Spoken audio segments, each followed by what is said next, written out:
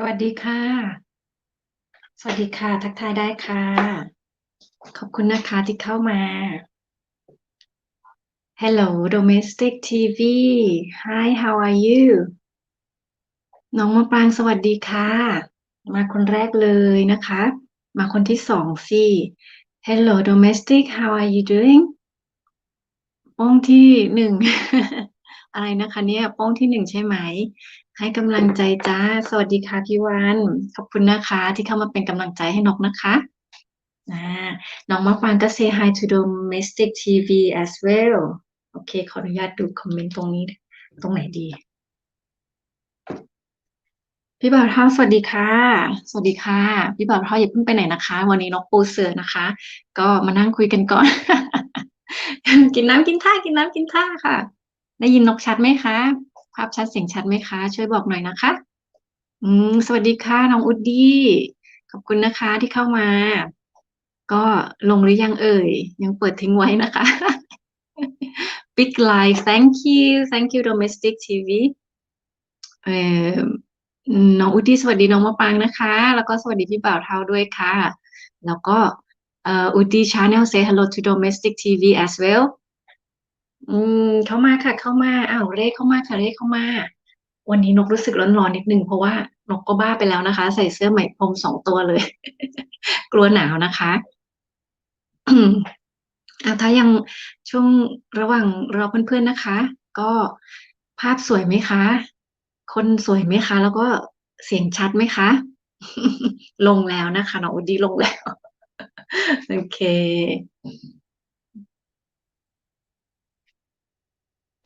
เดี๋ยวมาขอดูทางนี้ทางไหนดีเนี่ยพี่เบาท้าบอกว่าอยู่ให้กำลังใจครับน้องๆขอบคุณมากค่ะคุยกันก็ได้นะคะไม่ต้องอยู่เงียบๆนะคะคุยเยอะๆนะคะคุยเหมือนตอนที่พี่เบาเท่าขึ้นเวทีนะคะ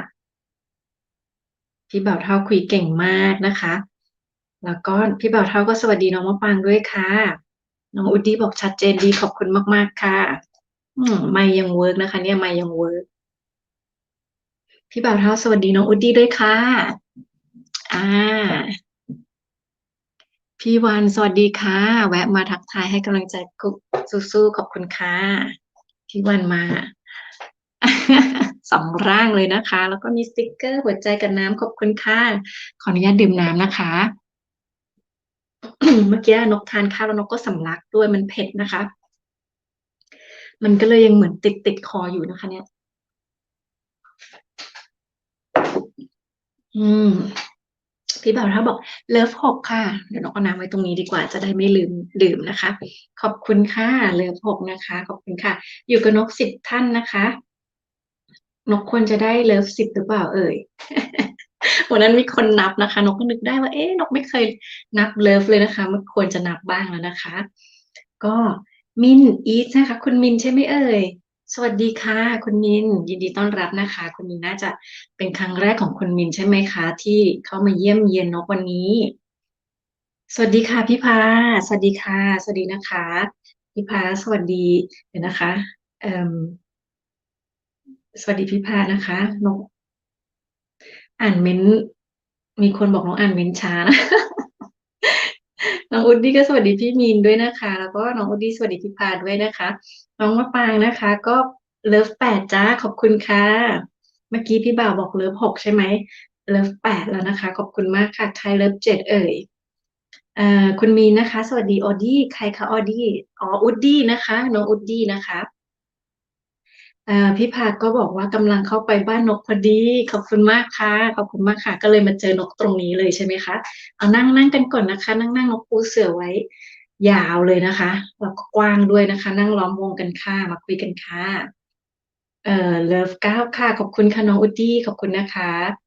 สวัสดีรอบวงนะจ๊ะจากพี่วันนะคะพี่วันก็คือจีนอะไรนะนกอ่านไม่ถูก น้องอ่านไม่ถูกเหมือนกันนะคะเหมือนพี่ตุ๊กตาเลยนะคะพี่วันคือลูสนี่นะคะอะไรนะ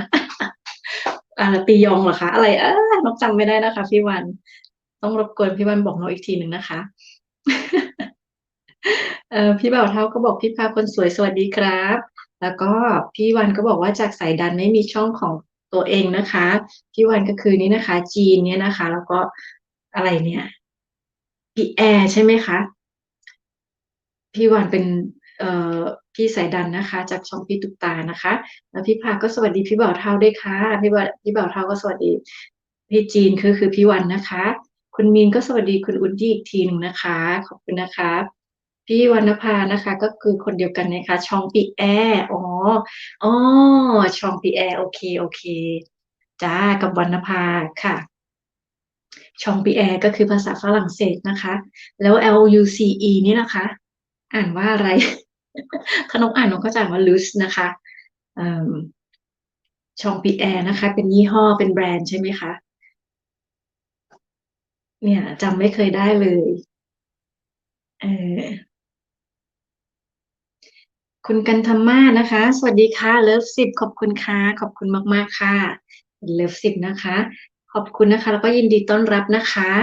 ชื่อเล่นชื่ออะไรเอ่ยนะคะนกน่าจะเป็นครั้งแรกนะคะที่เจอคุณกันธรรมานะคะขอบคุณนะคะที่เข้ามาเป็นกำลังใจให้กันนะคะแล้วพี่บ่าวเท่าก็สวัสดีคุณมีนด้วยค่ะคุณกันธรรมาก็บอกว่าสวัสดีสกอตไลฟ์นะคะนกชื่อนกนะคะเรียกกันแบบว่ากันเองได้เลยนะคะ ก็พี่มีนคุณมีนนะคะก็สวัสดีบ่าวเท่าด้วยค่ะพี่บ่าวเท่าก็สวัสดีพี่วรรณภาด้วยนะคะพี่วรรณภาบอกว่าใช่ใช่จ้าลูซี่อ๋อนกอ่านลูสก็คือลูซี่นะคะตอนแรกเราก็คิดว่าไม่ลูสก็ลูซี่นะคะเนาะคือลูซี่พี่วรรณภาก็สวัสดีรอบวงนะคะพี่บ่าวเท่าก็สวัสดีคุณกันธมาศด้วยค่ะน้องคิตตี้สวัสดีจ้าสวัสดีค่ะอะไรเนี่ย สวัสดีพี่นกใช่ไหมนอหออ่านว่าอะไรสวัสดีเจ้าน้องคิตตี้เอ้ยวันนี้ตื่นแล้วใช่ไหมเอ่ยเพิ่งตื่นหรือเปล่านี่ยังหัวกระเซิงอยู่ปะคะเนี่ยเอ่คุณเกลเหรอคะคุณเกลแม่ค่ะแม่เขาชื่อนกจ้าแม่บัวกันธมาศจ้าอ๋อแม่บัวกันธมาศสวัสดีค่ะขอบคุณค่ะคุณเกศรีรัตน์นี่ใช่ไหมคะตรีรัตน์นะคะต้องขออภัยนะคะตานกเริ่มจะไม่ค่อยดี แล้วคุณเกใช่ไหมคะน้องอ่านถูกไหมคุณเกลใช่ไหมคะเอ่อแม่บัวกันทมาศโอเคนะคะเดี๋ยวน้องต้องจำนิดนึงแม่บัวกันทมาศนะคะแล้วก็คุณเกล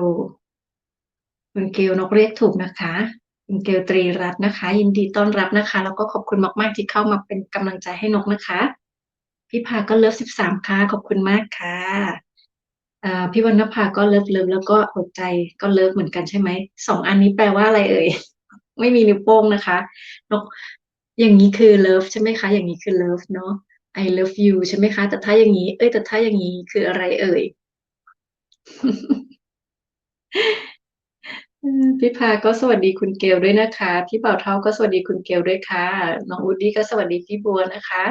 พี่บัวคือพี่กันธมาศนะคะแล้วก็พี่พาสวัสดีน้องคิตตี้ด้วยค่ะคุณเกลก็สวัสดีคุณเกลเป็นลูกสาวแม่บัวเหรอคะ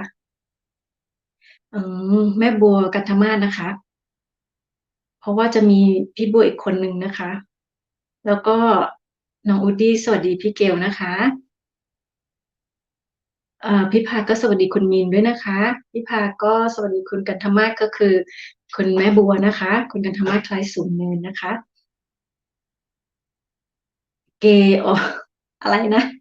กอเอวอเกลอ่านถูกแล้วจ้าพี่นกขอบคุณค่ะกอเอวอเกลเนาะไรเหมือนชื่อเกลอย่างนี้ใช่ไหมคะอาบิเกลอย่างนี้นะคะพี่บ่าวเท้าดื่มน้ำนะคะโอเคค่ะขอบคุณค่ะอืม พี่พาก็บอกว่าหัวใจนะคะวิ้งมานะคะน้องคิตตี้ก็สวัสดีพี่เบาเท่าพี่เบาเกลด้วยค่ะคุณมินก็สวัสดีคุณพานะคะน้องคิตตี้ก็บอกพี่พาพี่วรรณาสวัสดีค่ะพี่วรรณภานะคะสวัสดีค่ะแล้วก็พี่พาก็สวัสดีน้องมะปรางด้วยนะคะน้องคิตตี้สวัสดีพี่มีนสวัสดีพี่อูนะคะแล้วก็คุณเกลก็สวัสดีพี่พาสวัสดีแทนแม่บัวด้วยนะคะอันนี้มาแพ็คคู่ใช่ไหมคะ พี่บ่าวเท่าก็สวัสดีคริตตี้ใครอะคะคริตตี้อ๋อน้องคิตตี้โอเคน้องก็นึกว่ามีคนชื่อคริสติน่าอะไรแบบนี้นะคะคริสตี้น้องคิตตี้นะคะของเรานี่เองคุณมิงก็สวัสดีน้องคิตตี้ด้วยค่ะน้องคิตตี้ก็น้องตื่นทันเด้อทันจ้าทันจ้าอ่า ก็พี่นกก็ยังคิดอยู่นะว่ามันตรงกับเวลาอะไรนะแต่ก็ไม่ชัวร์นะคะงงอ่ะบางทีมันคิดกลับด้านเนาะไม่ตามเข็มนาฬิกาเออพี่วรรณภาก็บอกว่าสวัสดีคุณพาด้วยค่ะสวัสดีคุณคิตตี้ด้วยค่ะ คุณกรกมลอกกว้างนะคะ13จ้าแล้ว13ขอบคุณค่ะสวัสดีค่ะคุณกรกมลวันนี้น้องมีเพื่อนใหม่เยอะมากเลยนะคะหลายท่านนะคะที่เป็นเพื่อนใหม่ที่นกยังไม่เคยเห็นนะคะนี่มาไลฟ์นกครั้งแรกถูกไหมคะยินดีที่ได้รู้จักนะคะแล้วก็ยินดีต้อนรับนะคะก็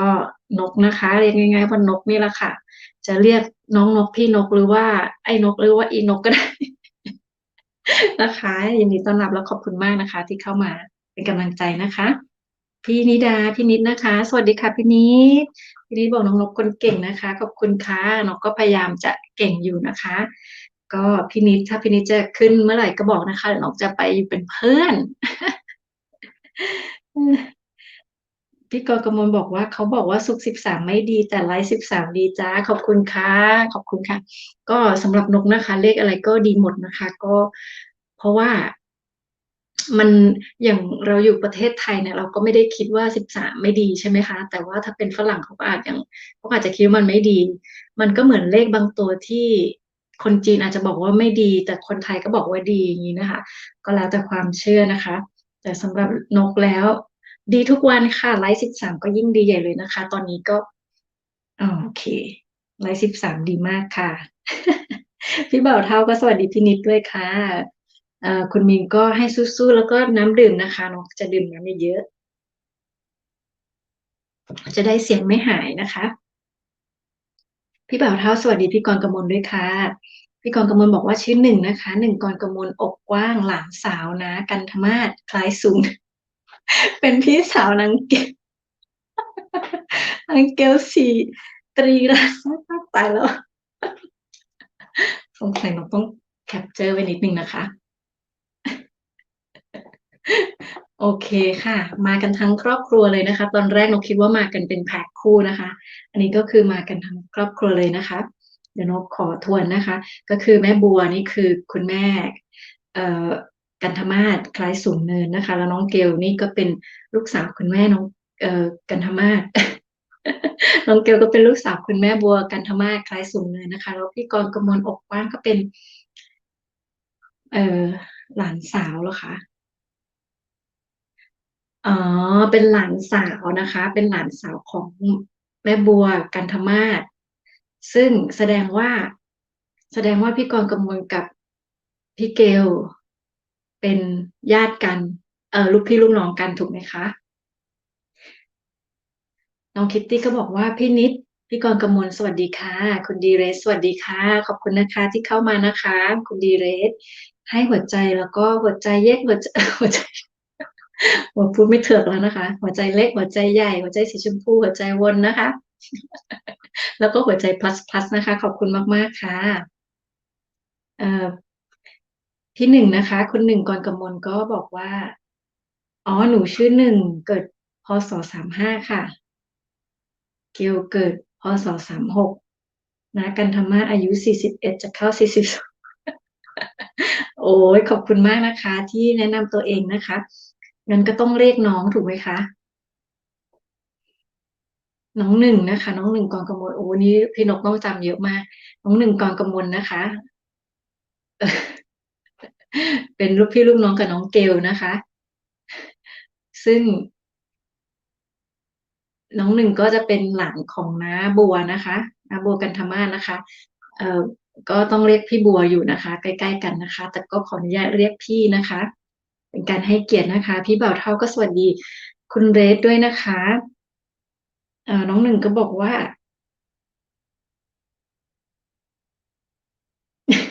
ไม่งงจ้ะ น้องหนึ่งบอกว่าน้าบัวเป็นน้าของน้องใช่แต่ว่าน้องเกลเป็นน้องสาวของหนึ่งไม่งงแต่น้องสาวก็คือเป็นลูกน้องไงใช่ไหมคะเป็นลูกน้องลูกพี่ลูกน้องกันใช่ไหมคะหนึ่งก็เป็นลูกพี่เกลก็เป็นลูกน้องแบบนี้นะคะพี่นกไม่งงเนาะ น้องคิตตี้ก็สวัสดีพี่เรนนะคะแล้วก็พี่นิดก็สวัสดีทุกคนเลยนะคะนิดเป็นสมาชิกใหม่ของห้องนี้ค่ะก็จริงๆพี่นิดก็เป็นเพื่อนเก่าของนกนี่แหละนะคะแต่ว่าพี่นิดยังไม่เคยมาไลฟ์นะคะก็เนาะก็เลยเนี่ยนะคะใครยังไม่รู้จักพี่นิดนะคะพี่นิดของเราก็มีช่อง YouTube เหมือนกันนะคะอย่างไรแล้วก็เข้าไปติดตามได้นะคะรับชมได้นะคะพี่นิดจะ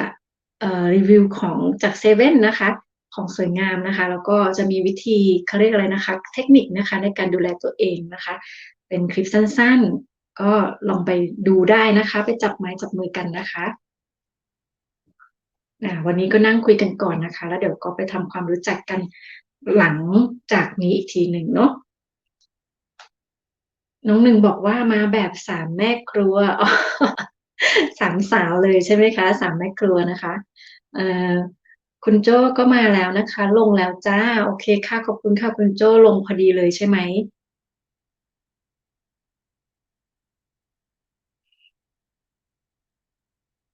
ดูปลามึนเลยนะคะน้องหนึ่งบอกว่านะบัวทำงานธนาคารกสิกรสีเขียวๆสาขาอำเภอโชคชัยโคราชนี่อยู่โคราชกันทุกคนหรือเปล่าเลยหรือเปล่าคะน้องหนึ่งพี่บ่าวถ้าบอกว่าดับเบิลฟิชชิ่งดีครับนะคะคุณโจนะคะแล้วก็คุณโจก็ดีครับด้วยค่ะมาใช้หนี่ครับโอ้โหคุณโจ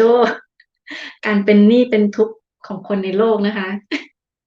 ไม่ต้องเป็นหนี้ก็คือมาเป็นกำลังใจก็พอค่ะไม่ต้องไม่นกไม่เคยคิดว่านกเป็นให้อะไรนะ ทำให้ทุกคนเป็นหนี้แบบนั้นนะคะไม่ใช่นะคะก็คือไปเป็นกำลังใจให้กันนะคะเท่าที่ทำได้นะคะก็ไม่ต้องใช้หนี้นะคะมาเที่ยวมาหากันมาเยี่ยมกันมาคุยกันดีกว่านี่นกปูเสือไว้แล้วนะคะ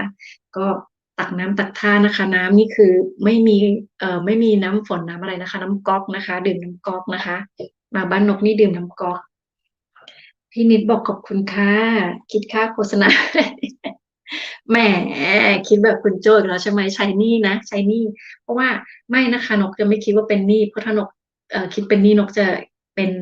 หนี้นอกระบบจะคิดดอกเยอะไปนิดนึงนะคะก็ไม่คิดดีกว่านะคะพี่นิดแต่ว่าก็ถ้าพี่นิดจะซื้อขนมให้นกอะไรเงี้ยก็โอเคนะคะเรื่องกินนี่นกชอบ น้องหนึ่งบอกเกลทำงานอาชีพก็สามีรับประทานคล้ายๆหนึ่งนี่แหละค่ะทั้ง3 คน3แม่ครัวอยู่เมืองไทยค่ะไม่ได้ไฮโซโบใหญ่แบบเมียฝรั่งท่านอื่นๆหรอกค่ะแล้วใครเป็นเมียฝรั่งเอ่อโบใหญ่อะคะอันนี้พี่นกก็ไม่แน่ใจเนาะอยู่เมืองไทยที่โคราชกันใช่ไหมคะสามแม่ครัวเอ่อคุณโจ้บอกว่าคนเป็นหนี้เป็นคนมีเครดิตครับอ๋อโอเคโอเคมีเครดิตนะคะ แต่เผอิญว่านกก็ไม่ใช่ธนาคารด้วยสินกก็ไม่มีให้เป็นหนี้เท่าไหร่นะน้องคิตตี้ก็ให้หัวใจ plus มานะคะขอบคุณมากๆนะคะทุกคนที่อยู่ตรงนี้อ่าโอ้โหวันนี้น้องอ่านเมนเร็วไหมเราพัฒนาตัวเองขึ้นมากเลยใช่ไหมคะเพราะว่ามีคนว่านกอ่านเมนไม่ทันนะคะขอดื่มน้ำนะคะนี่น้ำก๊อกนะคะน้ำก๊อกนี่คือเหมือนน้ำในขวดที่เราซื้อในห้างเลยนะคะจะบอกถ้าน้ำที่นี่ซื้อก็จะแพงนิดหนึ่งวันนี้วันนี้เราก็ตั้งใจว่าจะมาเล่นเกมด้วยน้องคิตตี้อืมจะถามน้องคิตตี้บ้างนะคะถามทุกคนนี่แหละแต่ว่าเผื่อน้องคิตตี้ตอบถูกพี่นกจะได้ไปดูหนังให้นะคะก็จะถามว่าอะไรดีนะอยากจะถามเป็นวันนี้พี่นกตั้งหัวข้อไม่รู้มีใครเห็นหัวข้อหรือเปล่านะคะแคปชั่นอะเห็นไหมเอ่ยว่าเป็นแคปชั่นอะไร จ๋าไทยชาโดนะคะสวัสดีค่ะสวัสดีค่ะคุณจ๋าขอบคุณนะคะที่เข้ามาเป็นกำลังใจให้นกนะคะสวัสดีค่ะน้องใหม่แวะมาเป็นกำลังใจค่ะสวัสดีเพื่อนๆทุกคนนะคะเอ่อคุณจ๋านะคะนกก็เป็นเพื่อนกับคุณจ๋าแล้วเนาะแต่ว่าคุณจ๋าน่าจะมานั่งคุยกับนกวันนี้ในไลฟ์ครั้งแรกนะคะก็ยินดีต้อนรับนะคะเชิญนั่งลงเลยค่ะนกปูเสือไว้แล้วนะคะเชิญนั่งนะคะเชิญนั่ง แล้วก็หยิบแก้วไปหยิบแก้วไปเปิดก๊อกน้ำดื่มได้เลยนะคะ คุณโจ้บอกต้องการให้เพื่อนได้รับความสงบก็เลยต้องเป็นปลาใช่ไหมคะให้เป็นอะไรนะความสงบมันอะไรนะคะเขาเรียกอะไรหนูก็พูดไม่ถูกความสงบหมายถึงมันเพลินใช่ไหมคะมันเพลิน พี่นิดบอกคุยเก่งจังน้องนกขอดาวินออกสื่อหน่อยค่ะคิดถึงไปโรงเรียนค่ะเพราะว่าถ้าไม่ไปโรงเรียนเนี่ยนกก็จะไลฟ์ไม่ได้นี่เป็นแก็ปนิดเดียวที่นกมีนะคะนกก็เลยพยายามจะออกมาไลฟ์ก่อนนะคะพรุ่งนี้เป็นวันเสาร์นกก็ไม่ชัวร์นะคะว่านกจะสามารถหรือเปล่านะคะแต่นกก็จะพยายามดูนะคะเพราะเวลาที่นกอยู่กับเขาเนี่ยทุกอย่างที่นกทำอ่ะมันจะมีเขามาแบบ พัวพันนะคะถ้าทุกคนสังเกตนะคะในคลิปนกเนี่ยบางคลิปนะคะก็จะมีเสียงเขาแทรกเข้ามานะคะหรือว่ามีตัวเขาแวบเข้ามาในคลิปบ้างนะคะมันตัดไม่ได้นะคะนกก็ยังมือใหม่นะคะฝึกตัดอยู่ก็ถ้าเอาเขาออกเสียงก็จะหายแบบนี้นะคะแต่ถ้าเอาเสียงเขาออกก็เสียงนกก็ไม่ได้อีกนะคะเพราะมันพูดเราหยุดไม่ทันแบบนี้นะคะก็จะสังเกตว่ามันจะมีเขามาในคลิปบ้างนะคะอะไรแบบเนี้ยนกก็เลยพยายามที่จะไลฟ์แบบไม่มีเขาไม่งั้นนกก็จะไม่มีสตินะคะอาจจะคุยกับเพื่อนๆพี่ๆไม่รู้เรื่องแบบนี้เอ่มแต่ถ้านกสามารถไลฟ์วันหยุดได้นะคะก็อาจจะมีเขามาด้วยนะคะเขาจะต้องมาป่วนแน่ๆอยู่แล้วน้องหนึ่งนะคะบอกว่านาบัวอยู่โคราชนะคะ เกลน่าจะเคยทำงานโรงงานผลิตรถยนต์ฮอนด้าอำเภออุทัยนะคะพระนครศรีอยุธยาส่วนหนึ่งอาชีพรับเช็ดถูเช็ดลำกล้องปืนพกสั้นจ้าอ๋อเป็นโรงงานอะไรอย่างนี้หรือเปล่านะคะพี่นกมีน้องอยู่คนหนึ่งที่รู้จักเขาทำงานเขาบอกว่าเขาทำงานอะไรนะเอ้ยอันนี้เป็นเพื่อนเอ๊ะมีเพื่อนคนหนึ่งก็ทำงานโรงงานลูกปืนนะคะแต่ว่าเอ่อน้องอีกคนน่าจะ อยู่ที่กรุงเทพนะคะเป็นโรงงานปืนเหมือนกันนี่แหละแต่ไม่รู้ว่าเป็นลูกปืนหรือว่าเช็ดหรือว่าอะไรนะคะน้องคิตตี้ก็บอกว่าหนูถนัดถามไม่ถนัดตอบใช่ไหมแต่วันนี้พี่นกจะเป็นคำถามแบบเอาแบบอันนี้ไหมแบบคำผวนไงคำผวนนะคะเพราะว่าพี่นกตั้งแคปชั่นว่า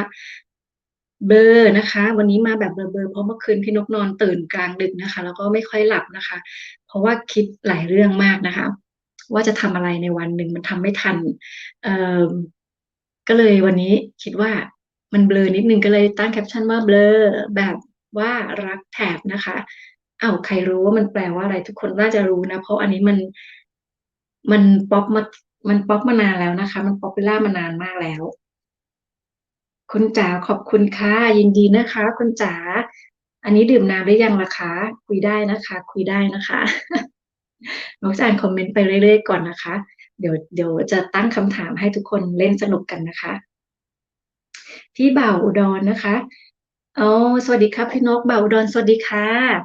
ว้าววันนี้ตื่นทันเหรอคะเนี่ยตอนนี้กี่โมงแล้วคะที่อเมริกาน่ะขอบคุณนะคะที่มาเป็นกำลังใจให้นกนะคะน้องคิตตี้บอกไม่ถนัดตอบเลยเดี๋ยวจะลองดูเพื่อนตลก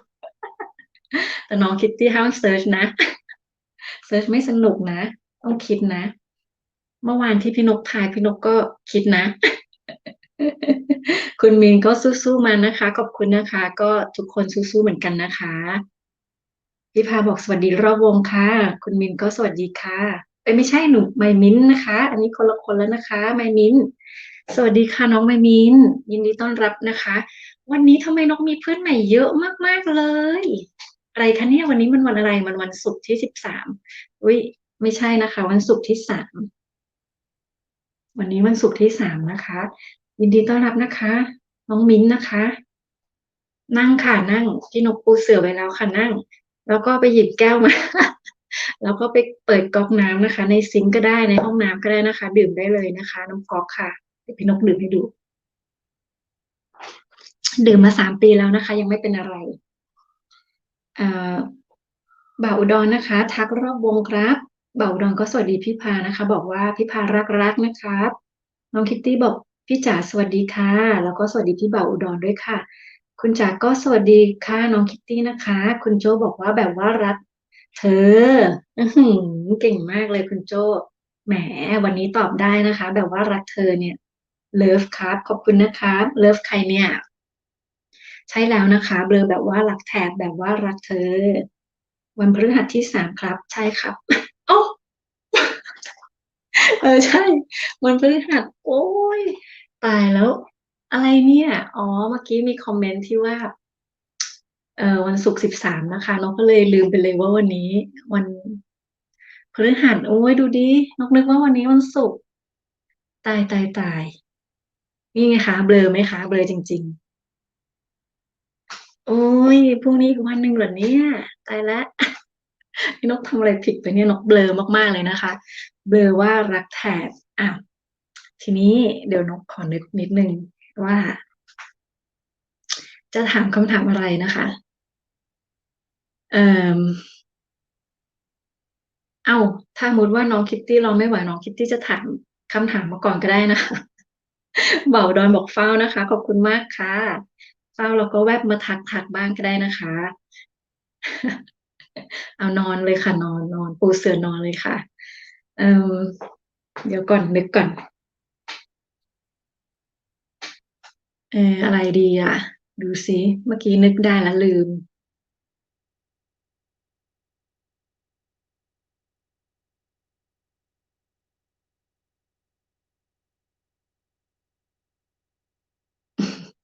น้องคิตตี้สวัสดีพี่ Double Fishing Thailand นะคะพี่โจนะคะเอาเอาง่ายๆก่อนละกันนะเอาง่ายๆก่อนมดมดนะคะมดอะไรกัดเจ็บที่สุดอืมมดอะไรกัดเจ็บที่สุดอืม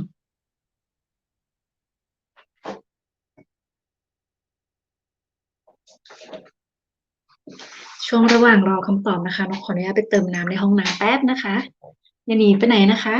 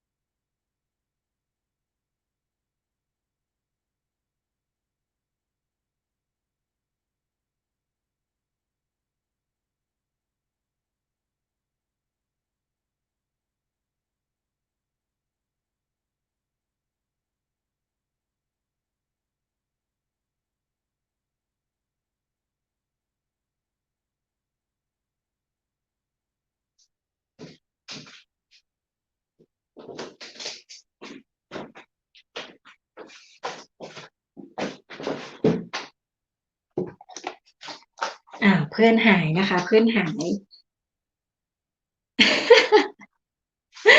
เดี๋ยว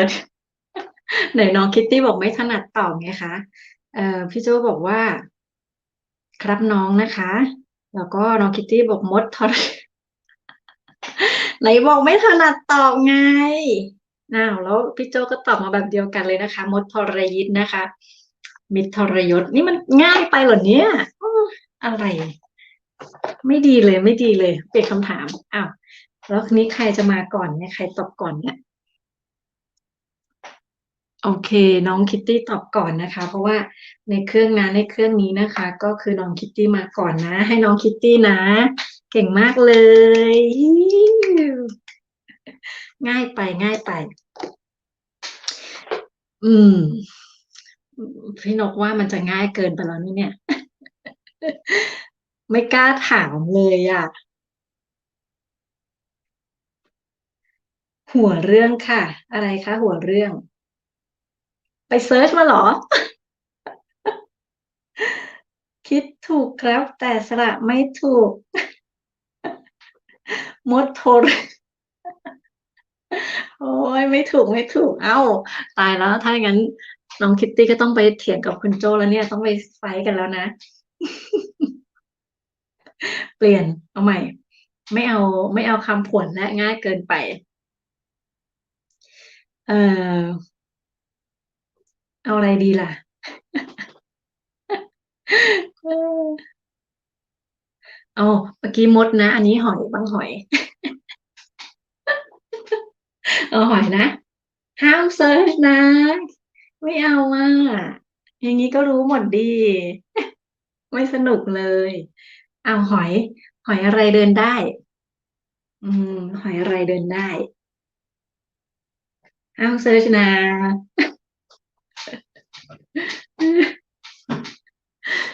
อันนี้ไม่ผวนแล้วอันนี้ไม่ผวน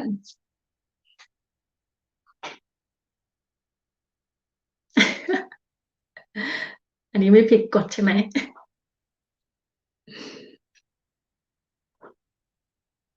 อ้าวคิดคิ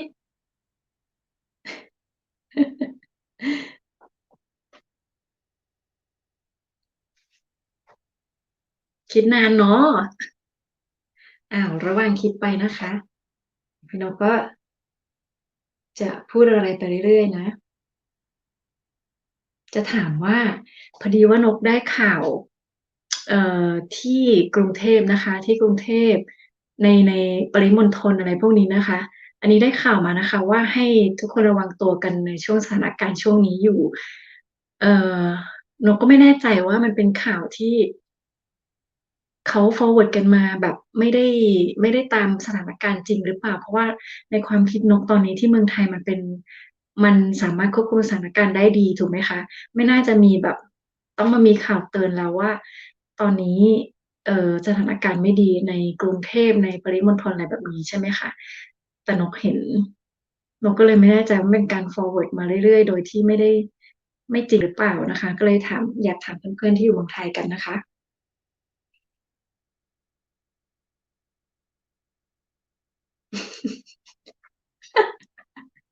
เออน้องไม่ได้เซิร์ชนะโอเคแล้วก็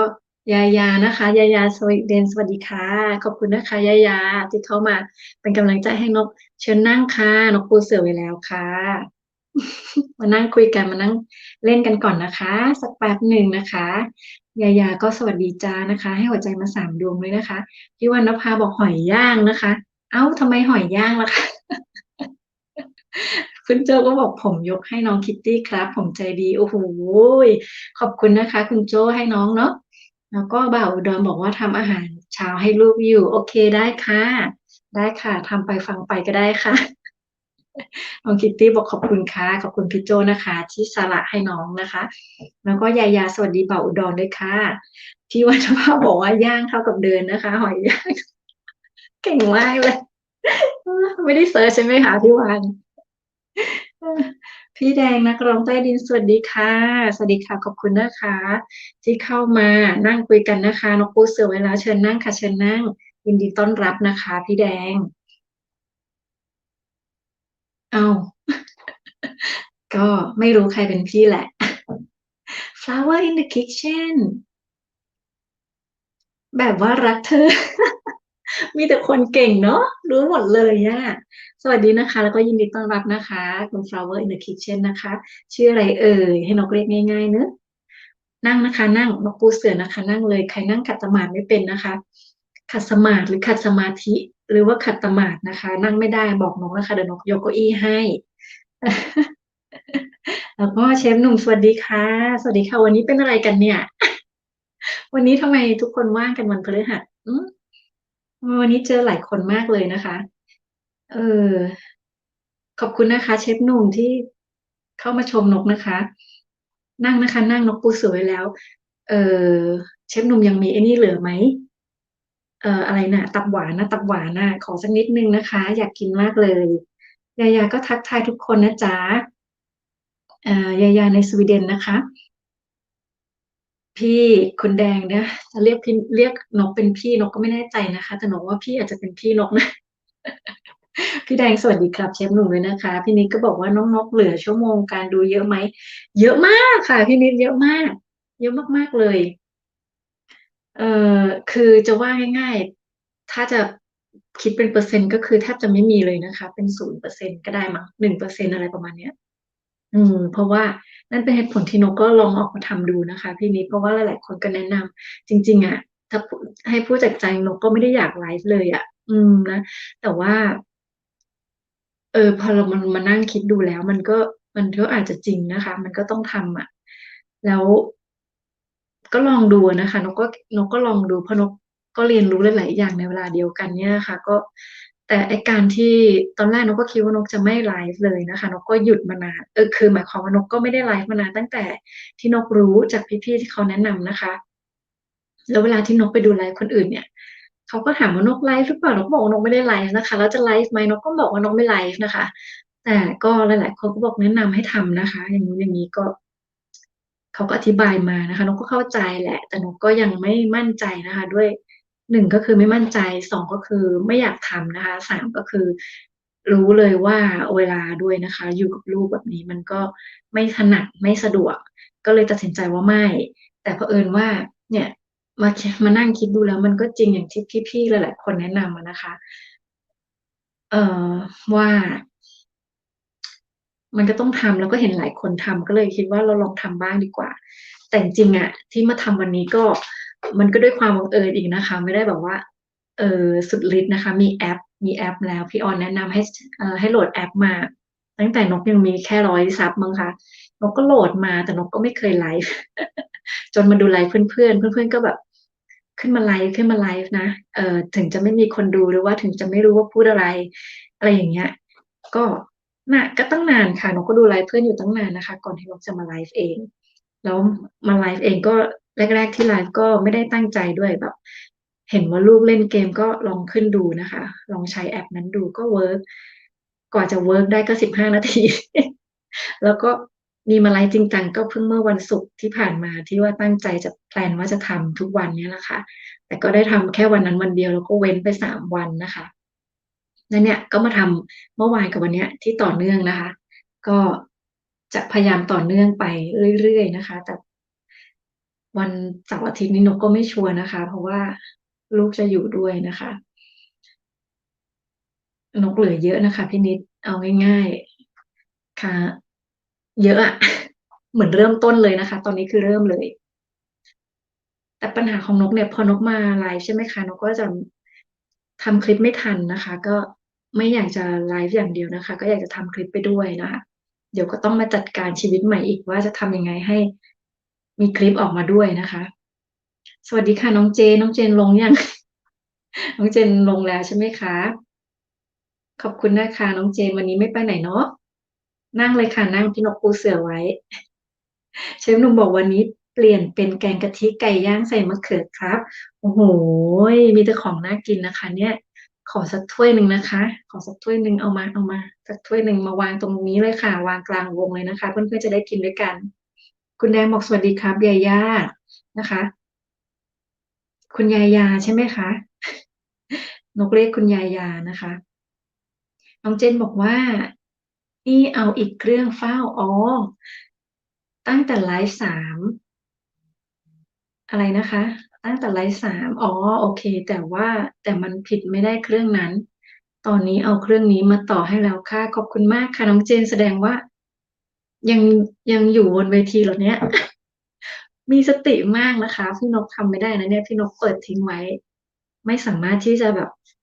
ทำในเวลาที่ไลฟ์ได้นะคะเพราะว่าเคยลองตอนนั้นเราจะหยุดพูดเลยเราจะไม่สามารถที่จะแบบคอยดูด้วยได้นะคะก็เลยต้องบอกนะคะว่าพี่นกมาขึ้นเวทีก็จะไม่ได้พิมพ์นะคะน้องเจมบอกเลิฟ14ขอบคุณมากค่ะขอบคุณนะคะสำหรับเลิฟเอาเครื่องนี้มาต่อให้นะคะขอบคุณค่ะแล้วก็น้องเจนก็สวัสดีรอบวงด้วยนะคะหัวใจ2 ดวงมาด้วยนะคะให้เยอะมากเลยขอบคุณนะคะน้องเจนให้เมื่อกี้ให้แก้วน้ำที่มาเป่าไม่ได้ให้ใช่ไหมไม่เป็นไรพี่ดื่มน้ำก่อนคุณแดงก็ให้หัวใจมาด้วยนะคะขอบคุณมากๆนะคะอู้วันนี้แดดออกอ่ะข้างนอกแต่ว่าลมแรงนะคะพี่ช้างก็น้องนกนะคะเรียกทำไมคะอยู่ใกล้แค่นี้เองนะคะเชิญนั่งค่ะพี่ช้างนกปูเสือไว้ค่ะเสือบ้านนกเยอะนะคะถ้าขาแข็งก็บอกนะคะเดี๋ยวนกจะยกเก้าอี้ให้ดีครับอะไรนะคะเนี่ย My Life ใช่ไหมอ๋อตกใช่ไหมคะพิมพ์ตกไปนิดนึงนะคะเอ่อเอาเลยหายไปเลยคุณแดงก็สวัสดีน้องเจนนะคะแท็ก My Life คือน้องเจนนะคะเอ่พี่ช้างก็สวัสดีเชฟหนุ่มด้วยค่ะคุณแดงบอกเขียนผิดไม่เป็นไรค่ะนิ้วใหญ่นะคะแป้นเล็กพี่ช้างก็สวัสดีน้องเจนด้วยค่ะอ้าวเมื่อกี้ก็กลายเป็นว่าพี่วันก็ตอบถูกไปนะคะของเดิมก็ยังไม่ได้เอ่อตามไปให้รางวัลเขาเลยนะคะ เออพี่วรุตาสวัสดีค่ะพี่วรุตาลงแล้วใช่ไหมคะเนี่ยเขียนผิดน้องเจนโอเคพี่วรุตาก็ลงแล้วนะคะก่อนหน้านี้แบบขึ้นกันเยอะมากเลยนะคะทิดหวยสวัสดีค่ะอะไรเนี่ยสวัสดีค่ะยินดีต้อนรับนะคะทิดหวยเชิญนั่งค่ะดีนะที่นกตัดสินใจปูเสือวันนี้นะคะคนเยอะมากแล้วเก้าอี้คงไม่พอนะคะก็มานั่งค่ะนั่งล้อมวงกันเลยค่ะเอาขยับวงกว้างๆนิดนึงนะคะ วันนี้เนี่ยมีหลายคนมากที่มาเป็นครั้งแรกนะคะมาในบ้านนกนี้นะคะนกบ้านนกก็ยินดีต้อนรับนะคะอืม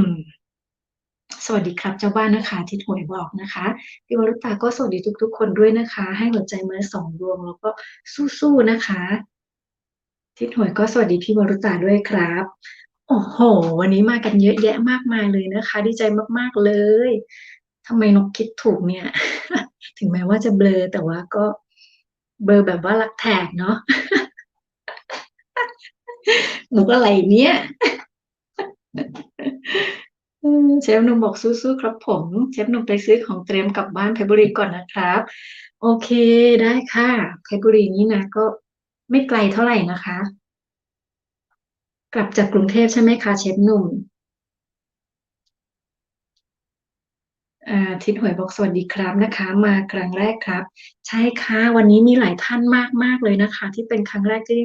มาในไลฟ์นกนี้นะคะนกก็เลยไม่รู้ว่าวันนี้มันเป็นอะไรเนี่ยแล้วก็วันนี้เป็นวันที่แดดออกด้วยนะคะปกติเมื่อวานก็ครึ้มนะคะวันก่อนก็ครึ้มแต่วันนี้เป็นวันที่นกเบลอทุกอย่างดีหมดแต่ตัวเองคือเบลอนะคะน้องเจนนี่เลิฟ 15โอ้มีน้องเจนนี่2ด้วยใช่ไหมคะขอบคุณนะคะเนี่ยมีกี่เครื่องเนี่ย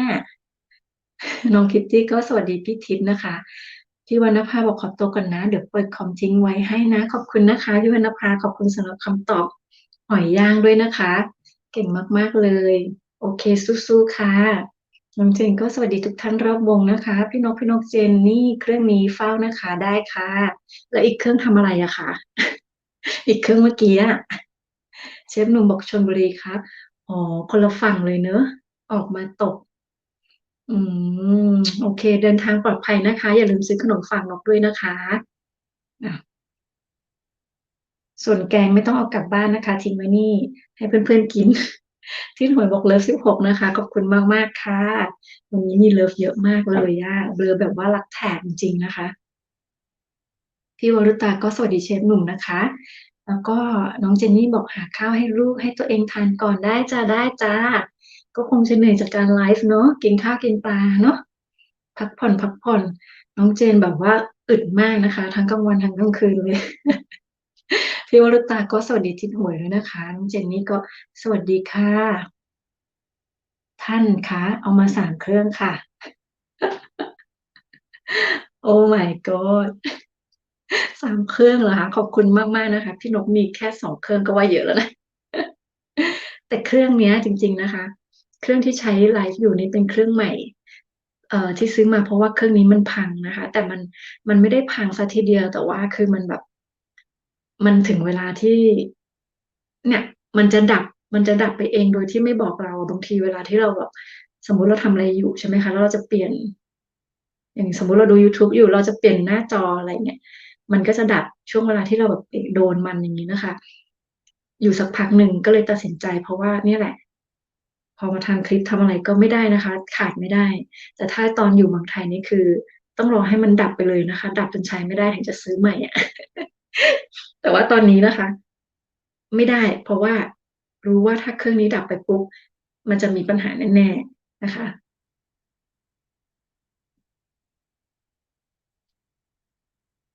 เชฟหนุ่มสวัสดีพี่วรุตาด้วยนะคะแล้วก็ทิปหมวยเปิดไว้นะครับเคลียร์งานก่อนครับก่อนเลิกงานได้ค่ะได้นะคะทิปหมวยทำงานพี่พี่ทันสวัสดีค่ะพี่ทันบอกสวัสดีน้องนกสกอตแลนด์นะคะสวัสดีค่ะพี่ทันขอบคุณนะคะที่เข้ามาวันนี้ว่างเหรอคะเนี่ยวันนี้เป็นวันอะไรเนาะทำไมหลายคนเข้ามาเยอะมากเลยนะคะพี่วรุตาก็สวัสดีพี่กัปตันช้างด้วยค่ะน้องเจนก็บอกว่าอีกเครื่องต้องเอาไปช่วยเพื่อนบ้านโอเคค่ะอ๋อโอเค3 เครื่องก็คือไปช่วย3 บ้านนะคะ พี่นกแค่สงสัยตอนแรกที่น้องเจนบอกว่าเอาเครื่องหนึ่งมาแล้วก็พอมาตรงนี้บอกอีกเครื่องก็เลยสงสัยแค่นั้นนะจ๊ะเออพี่นิตยาพาแซ่บสวัสดีค่ะสวัสดีค่ะพี่นิดบอกว่าเอากำลังใจมาส่งนะคะขอบคุณนะคะเห็นไหมอ่ะพี่นิดก็เป็นครั้งแรกที่พี่นิดเข้ามาแล้วพี่นิดพอจะมีเวลามานั่งล้อมวงกันก่อนไหมคะสักแป๊บหนึ่งนะคะให้หัวใจแล้วก็เลิฟมาด้วยนะคะ เอ๊ทิศหน่วยบอกเชฟหนุ่มสวัสดีครับน้องเจนบอกให้3 เลิฟไปเลยแต่ตอนนี้จะเอาออก2ไปช่วยโอเคค่ะขอบคุณมากๆนะคะยาวไปนะคะค่ะก็พี่นกก็จะยาวได้เท่าที่ยาวเนาะอยากยาวกว่านั้นก็ไม่สามารถนะคะคุณโจก็บอกสู้ๆนะคะสู้ๆขอบคุณมากๆค่ะพี่นิดบอกว่าอะไรนะคะรำโชว์ค่ะรอชมการแสดงโอ้ยไม่ไหวสิคะพี่นิดมันต้องใช้พื้นที่นะคะตรงนี้มันแคบมากค่ะมันต้องเห็นทั้งตัวทั้งเรือนร่างนะคะในการรำได้นะคะถ้าเห็นแต่มือแต่หน้ามันก็จะ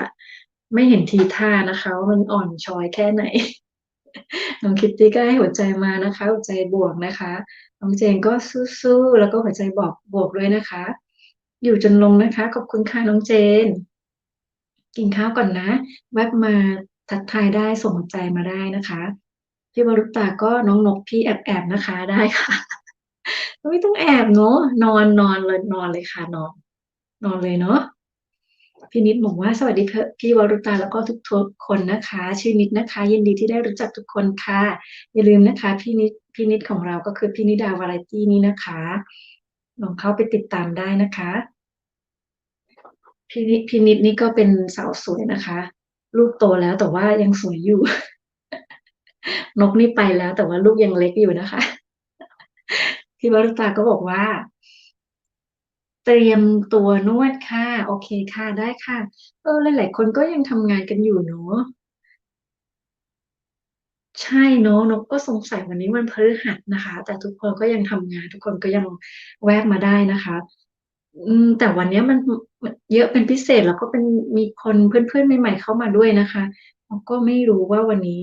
ต้องเป็นวันดีของนกแน่ๆเลยนะคะพี่วรุตาก็ดื่มน้ำขอบคุณค่ะดื่มน้ำค่ะ Cheers ค่ะ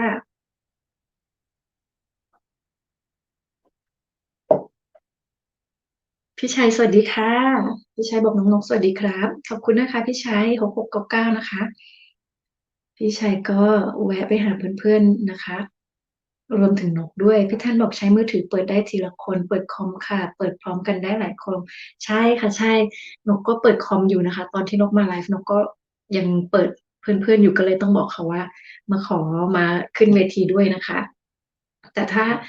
เป็นตอนเช้าเนี้ยเราจะเปิดได้ทีละคนเพอนกใช้มือถือนะคะ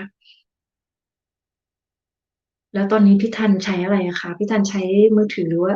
ใช้คอมคะพี่ทันก็เป็นเพื่อนคนหนึ่งของนกนะคะที่เป็นเพื่อนเก่าเหมือนพี่นิดนะคะเอ่อพี่ทันก็ยังทำ YouTube ด้วยเหมือนกันนะคะเป็นงานฝีมือนะคะน่ารักนะคะเป็นเขาเรียกอะไรเป็นคราฟใช่ไหมคะก็ถ้าทุกคนชอบนะคะก็ไปติดตามพี่ทันได้นะคะพี่ทันก็มีคราฟนี่ไงคะคราฟสตูดิโอนะคะชื่อนี้เลยนะคะ ก็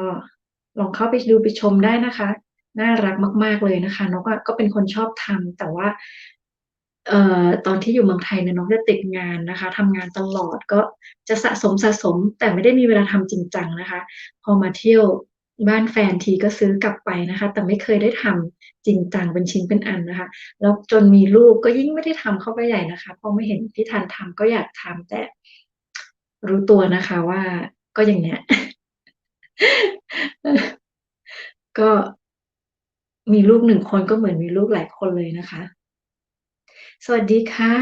ไลฟ์สไตล์มาดามฝรั่งขี้นกนี่นะคะสวัสดีค่ะเห็นไหมคะมีคนเข้ามาใหม่ๆเยอะมากนะคะไม่ได้ใหม่หมายถึงยังเป็นเพื่อนกันนะคะเราเป็นเพื่อนกันอยู่แล้วแต่ว่าเอ่อนกไม่เคยเห็นในไลฟ์นะคะเป็นครั้งแรกที่มีเพื่อนใหม่ๆที่เข้ามาในไลฟ์นกครั้งแรกหลายท่านมากๆเลยนะคะขอบคุณนะคะมาดามดูดิวันนี้มันวันอะไรกันคะเนี่ยพี่ชัยบอกสวัสดีรอบวงนะคะ11 ล้านท่านด้วยครับสวัสดีทุกคนนะคะ เอ่อพี่ไลฟ์สไตล์มาดามฝรั่งคีนกก็บอกมาช้าไหมไม่ช้าค่ะมาช้าก็ดีกว่าไม่มานะคะไม่ช้าค่ะไม่ช้าเลยนะคะก็ถ้ามาตอนจบเนี่ยก็อาจจะช้าไปแต่ตอนนี้ไม่ช้าค่ะเชิญนั่งค่ะเชิญนั่งนกปูเสือไว้นะคะ ตอนเนี้ยล้อมวงกันวงใหญ่มากนะคะก็ต้องขยับ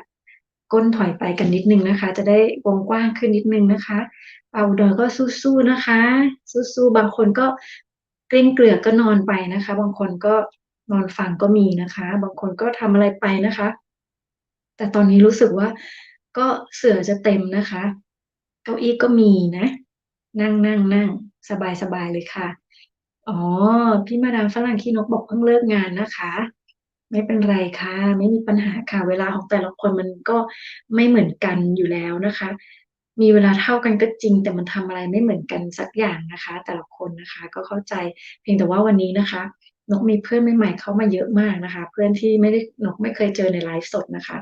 ก็เข้ามากันนะคะวันเนี้ยไม่รู้เป็นวันอะไรนะรู้แต่ว่าเป็นวันพฤหัสที่3นะคะกันยา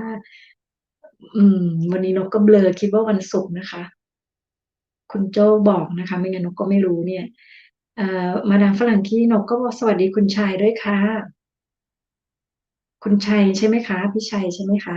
แล้วก็บ่าวอุดรด้วยนะคะพี่มาดามออนคนสวยไม่งงนะคะพี่ก็แวะมาค่ะสวัสดีค่ะพี่ออนทำไมต้องงงนะคะพี่ออนก็แวะมาจะงงทำไมอะคะไม่ต้องงงอ๋อปกติแล้วคนสวยเขาไม่มาหรือไงไม่งงค่ะไม่งงพี่ออนนกรู้ว่าถ้าพี่ออนมาได้พี่ออนก็จะมานะคะ มาดามฝรั่งที่นกบอกมาดามออนสวัสดีค่ะพี่ออนก็สวัสดีจ้าแม่นกอะไรอะคะพี่ทันก็สวัสดีพี่ออนด้วยค่ะพี่ชัยก็ให้ซัมอัพมานะคะพี่ทันก็ยิ้มนะคะตาแดงมาเลยนะคะตาแบบหวานมากเลยนะคะเบลอนะคะแบบว่ารักเธอเอ้ยเบลอแบบว่ารักแถบนะคะแบบว่ารักเธอแม่นกช่วยพี่ทันขายของอีกผิดกฎปะคะเนี่ยพี่ออนไม่เนาะ เออพี่ออนดังแล้วไม่ต้องขายแล้วเนอะไม่ต้องขายแล้วขายไม่ทันแล้วพี่ออนเอ่คุณโจ้ก็บอกว่าอยู่นะครับทราบครับคุณโจ้เมื่อกี้คุณโจ้ทำอะไรอยู่นั่งหรือว่านอนหรือว่าอ่านหนังสือกินน้ำหรือว่ากินตับหวานของคุณเชฟหนุ่มคะอืสบายไม่รู้ว่าน้องคิตตี้ยังอยู่หรือเปล่า สออนชาแนลดูสิสวัสดีค่ะยินดีต้อนรับนะคะยินดีต้อนรับเชิญนั่งค่ะคุณสออนบอกว่าสวัสดีครับสวัสดีทุกๆคนด้วยนะครับเป็นเพื่อนใหม่ด้วยคนนะครับมือใหม่แนะนำด้วยนะครับโอ้โหสวัสดีค่ะคุณสออนนั่งก่อนดื่มน้ำก๊อกที่สกอตแลนด์เราไม่มีน้ำถังน้ำถ้วยเลยนะคะมีแต่น้ำก๊อกนะคะก็เชิญคุณสออนนั่งนะคะนกก็เป็นมือใหม่นะคะ มือใหม่หัดไลฟ์มือใหม่หัดทำคลิปมือใหม่หัดทุกอย่างเลยค่ะก็ไปด้วยกันนะคะถ้าคุณออนมีอะไรจะถามก็ถามได้นะคะเพราะว่าเพื่อนๆเราในนี้ก็อาจจะตอบให้ได้นะคะแล้วก็จะเป็นเอ่อเป็นตัวแทนที่จะพูดให้ก็ได้นะคะแต่ถ้าถามนกนี่ก็ถามได้นะคะถ้านกรู้นกก็จะตอบนะคะแต่ถ้านกไม่รู้เนี่ยนกก็จะถามเพื่อนๆให้นะคะ พี่ทันบอกชวนลูกทำสิคะประดิษฐ์โน่นนี่นั่นสนุกดีโหคือเขาลักษณะของเขาเนี่ยเขาก็ชอบประดิษฐ์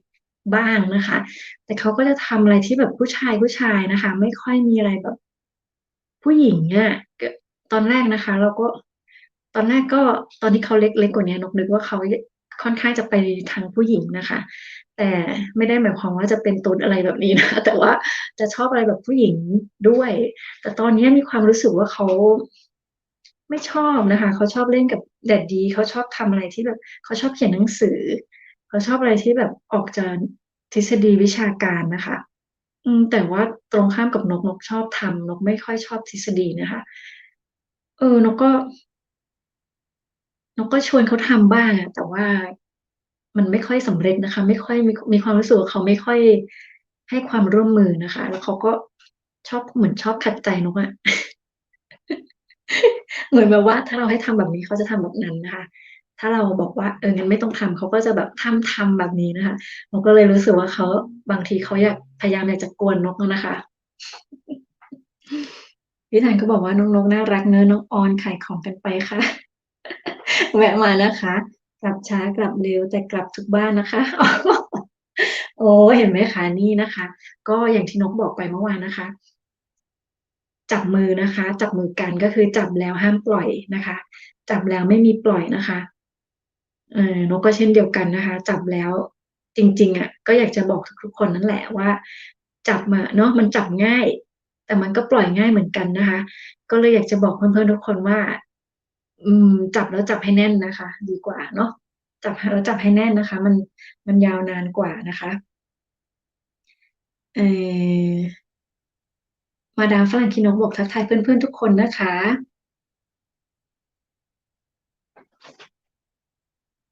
แล้วก็คุณโจ้ก็ให้สู้ๆมา2 ตัวนะคะน้องคิตตี้เขาบอกยังอยู่นะคะหัวใจ plus มาค่ะมาดามฝรั่งคีนกก็ให้หัวใจ plus มาด้วยนะคะขอบคุณมากๆเลยนะคะนี่นกอ่านเมนต์เร็วไหมจบแล้วเดี๋ยวนกขึ้นไปอ่านข้างบนใหม่นะกลัวไหมอ่ะตกใจไปนกพูดเล่นนะคะนกพูดเล่นอ่ะคำถามต่อไปช่วยกันคิดนะคะช่วยกันคิดสนุกนะคะแมวอะไรห้ามขับ อืมันน่าจะง่ายนะคะเพราะมันเฉลยไปในตัวแล้วแมวอะไรห้ามขับ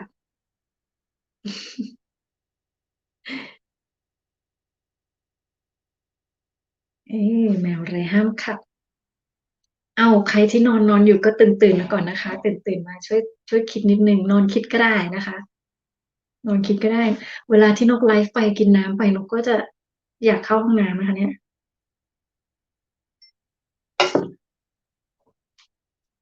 ขอบคุณค่ะคุณโจ้นกดื่มน้ำแล้วนี่วันนี้นกก็เลยเสียงดีขึ้นนิดนึงใช่ไหมคะไทย Hub at Home ตายแล้วสวัสดีค่ะสวัสดีค่ะ อะไรเอ้าเดี๋ยวก่อนอะไรนะนกเรียกพี่ชื่อพี่ดูสินะนกไปลืมชื่อพี่เขาได้ไงเนี่ยโอ้ตายแล้วเออพี่มนต์ดูจะบ้าแล้วพี่มนต์พี่มนต์ก็เป็นพี่อีกคนหนึ่งนะคะที่เป็นพี่เพื่อนเก่ามายาวนานแสนนานนะคะพี่มนต์ก็มีช่อง YouTube เช่นเดียวกันวันนี้มันวันอะไรวันนี้วันอะไรนะคะทุกคนไปติดตามได้นะคะ Thai Herb at Home นะคะ พี่มนต์ก็จะมีวิวถ่ายภาพสวยนะคะเป็นวิวคลิปดีเป็นคลิปที่มีวิวดีมากนะคะมีน้องหมาตลอดแล้วก็มีความรู้ด้วยนะคะเกี่ยวกับสมุนไพรนะคะที่พี่มนต์มีอยู่เองในบ้านนะคะแถมยังให้ความรู้เกี่ยวกับสมุนไพรแต่ละอย่างมีประโยชน์อะไรนะคะทุกคนเข้าไปติดตามได้เลยนะคะ Thai Herb at Home ของเรานะคะวิวนกทำไมนกพูดชื่อพี่มนต์ไม่ออกเนี่ยตายแล้วนกต้องขออภัยนะคะ พี่มนต์ของเราก็มาด้วยวันนี้เป็นวันอะไรนะคะเป็นวันพฤหัสต้องจำไว้คุณโจ้ให้หัวใจมา2 ดวงนะคะเอาจับมือกันนะคะนี่นกมีทั้งเพื่อนเก่าเพื่อนใหม่นะคะที่เข้ามาในไลฟ์นกวันนี้เยอะมากๆอะไรเนี่ยนกไม่เข้าใจไม่เข้าใจอ่ะวันที่นกเบลอเนี่ยโอ้ยสงสัยนกต้องเบลอบ่อยๆนะคะอืมวันนี้มันเป็นวันอะไรคะแล้วหลายคนว่างกันหรือไงเนี่ยทุกคนว่างกันเหรอคะวันนี้บอกหน่อย น้องอาจจะน้องจะได้เผื่อว่าน้องจะได้หาเวลามาไลฟ์วันนี้โดยที่แบบไม่ต้องไปรับลูกนะคะอาจจะหาคนยอมหาคนไปรับลูกแทนเลยก็ไม่ได้นะคะเพราะว่า รับมาก็จะมีปัญหาแน่ๆนะคะ มีเด็กอยู่ใกล้ๆนี่มันอันตรายมากนะคะแค่คิดก็กลัวแล้วนะคะอ่าแสดงว่าไม่มีใครรู้นะคะพี่มนต์เข้ามาทีหลังพี่มนต์ได้ยินคำถามหรือเปล่าน้องถามว่าแมวอะไรนะคะห้ามขับคุณโจน้องคิตตี้ห้ามเซิร์ชนะคะทุกคนห้ามเซิร์ชนะคะใช้ความสามารถของตัวเองนะคะ เบลอน้องเบลอมากเลยวันเนี้ยเมื่อคืนตื่นกลางดึกแล้วมันเหมือนมันไม่หลับไปนะคะบ่าวอุดรก็บอกเฝ้ายังทำกับข้าวไม่เสร็จใช่ไหมคะบ่าวไม่เป็นไรนะคะไม่เป็นไรแอบฝากเอาคำถามไปช่วยคิดหน่อยได้ไหมคะแมวอะไรห้ามขับกินข้าวไปก็คิดไปด้วยนะคะดีค่ะคุณนกเลิฟค่ะจากพี่รัตน์นะคะพี่รัตน์สวัสดีค่ะนี่แหละค่ะพี่รัตน์ก็เป็นคนหนึ่งนะคะที่พูดมาตั้งแต่ต้นที่นกไปดูไลฟ์ตั้งแต่ต้นแล้วก็บอกให้นกมาไลฟ์นะคะนกก็เพิ่งเริ่มนี่แหละค่ะพี่พี่มนต์บอกว่าน้องนกเสียตังค์ไหมคะไลฟ์สตรีมอยากไม่เสียค่ะพี่มนต์เสียอะไรพี่มนต์ไม่เคยไลฟ์หรอไม่เสียนะคะเอ่อแต่แต่นกรู้สึกว่าถ้าเป็น Android เนี่ยมันไม่มีแอปนะคะมันใช้แอปมันไม่มีแอปตอนนี้นกไม่ได้ใช้แอปนะคะนกต้องเข้าไปใช้ลิงก์นะคะใช้ลิงก์แล้วก็ไปคลิกลิงก์มันถึงจะทำได้นะคะแต่ถ้าเป็น iPhone เนี่ยมันน่าจะมีแอปให้ดาวน์โหลดแล้วก็ไลฟ์จากแอปได้เลยนะคะไม่เสียนะคะแล้วในกรณีไม่เสียเงินเนี่ยเพื่อนขึ้นมาคุยได้6 คนด้วยนะคะ แล้วก็ไลฟ์ได้20 ชั่วโมงต่อเดือนนะคะพี่มนต์ลองเลยค่ะครั้งแรกที่นกลองนะนกก็เปิดเปิดนะคะแต่ก็ถ้าไม่ลองมันก็จะไม่รู้ไม่มีวันนี้นะคะพี่มนต์นกก็จะไลฟ์ไม่ได้เมื่อวานนกก็ยังไลฟ์แบบปิดหาที่ปิดไม่ได้เลยหน้าแตกทุกไลฟ์แบบว่าง่ายๆพี่ทันบอกขอตอบได้ไหมได้สิคะตอบเลยตอบเลยค่ะแต่รางวัลนกก็จะไปดูหนังให้นะคะเหมือนน้องคิตตี้ไปดูให้ 5 เรื่องใช่ไหมคะดูหนังตะลุงแต่พี่ทันไม่ต้องดูเพราะว่าพี่ทันนกดูทุกคลิปของพี่ทันหมดแล้วแต่ว่าจริงๆไปซ้ำให้ก็ได้เนาะไปซ้ำไงจะได้วิวดีไหมรางวัลไปซ้ำนะคะถ้าพี่ทันตอบถูกไหนเอานกอ่านเมนถูกเมนผิดหรือเปล่าเนี่ยพี่รัฐบอกว่าเปิดไว้นานแล้วเพิ่งได้คอมเมนต์อ๋อขอบคุณมากค่ะขอบคุณมากนะคะพี่รัฐ ก็พอๆกันนะคะนกก็ไปเปิดของพี่รัฐไว้เม้นคุยไม่ค่อยเท่าไหร่นะคะก็ถ้าสะดวกก็จะเม้นคุยนะคะแต่ถ้าไม่สะดวกก็จะเน้นเฝ้านะคะพี่ออนก็เฝ้าเหมือนกันนะคะไว้ค่านั่งเฝ้าคืออะไรคะไว้ค่านั่งเฝ้าอ๋อเฝ้าไว้ค่ะนั่งเฝ้าจ้าโอเคค่ะพี่ออนขอบคุณมากๆค่ะอย่าลืมกินน้ำก๊อกด้วยนะคะนั่งตรงนี้นะคะไม่ต้องไปไหนถ้านั่งเมื่อยก็เลื้อยนอนเลยค่ะ เลิฟ22จากครูคิมค่ะสวัสดีค่ะคุณเอมาริน2นี่นะคะคือครูคิมนะคะ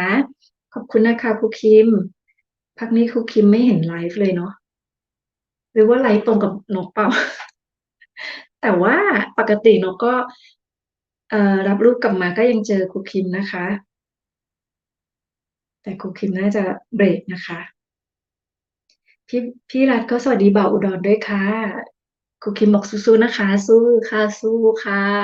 เบลอแล้วค่ะเนี่ย วันนี้เบลอแบบว่ารักแถบนะคะครูคิมสวัสดีครับ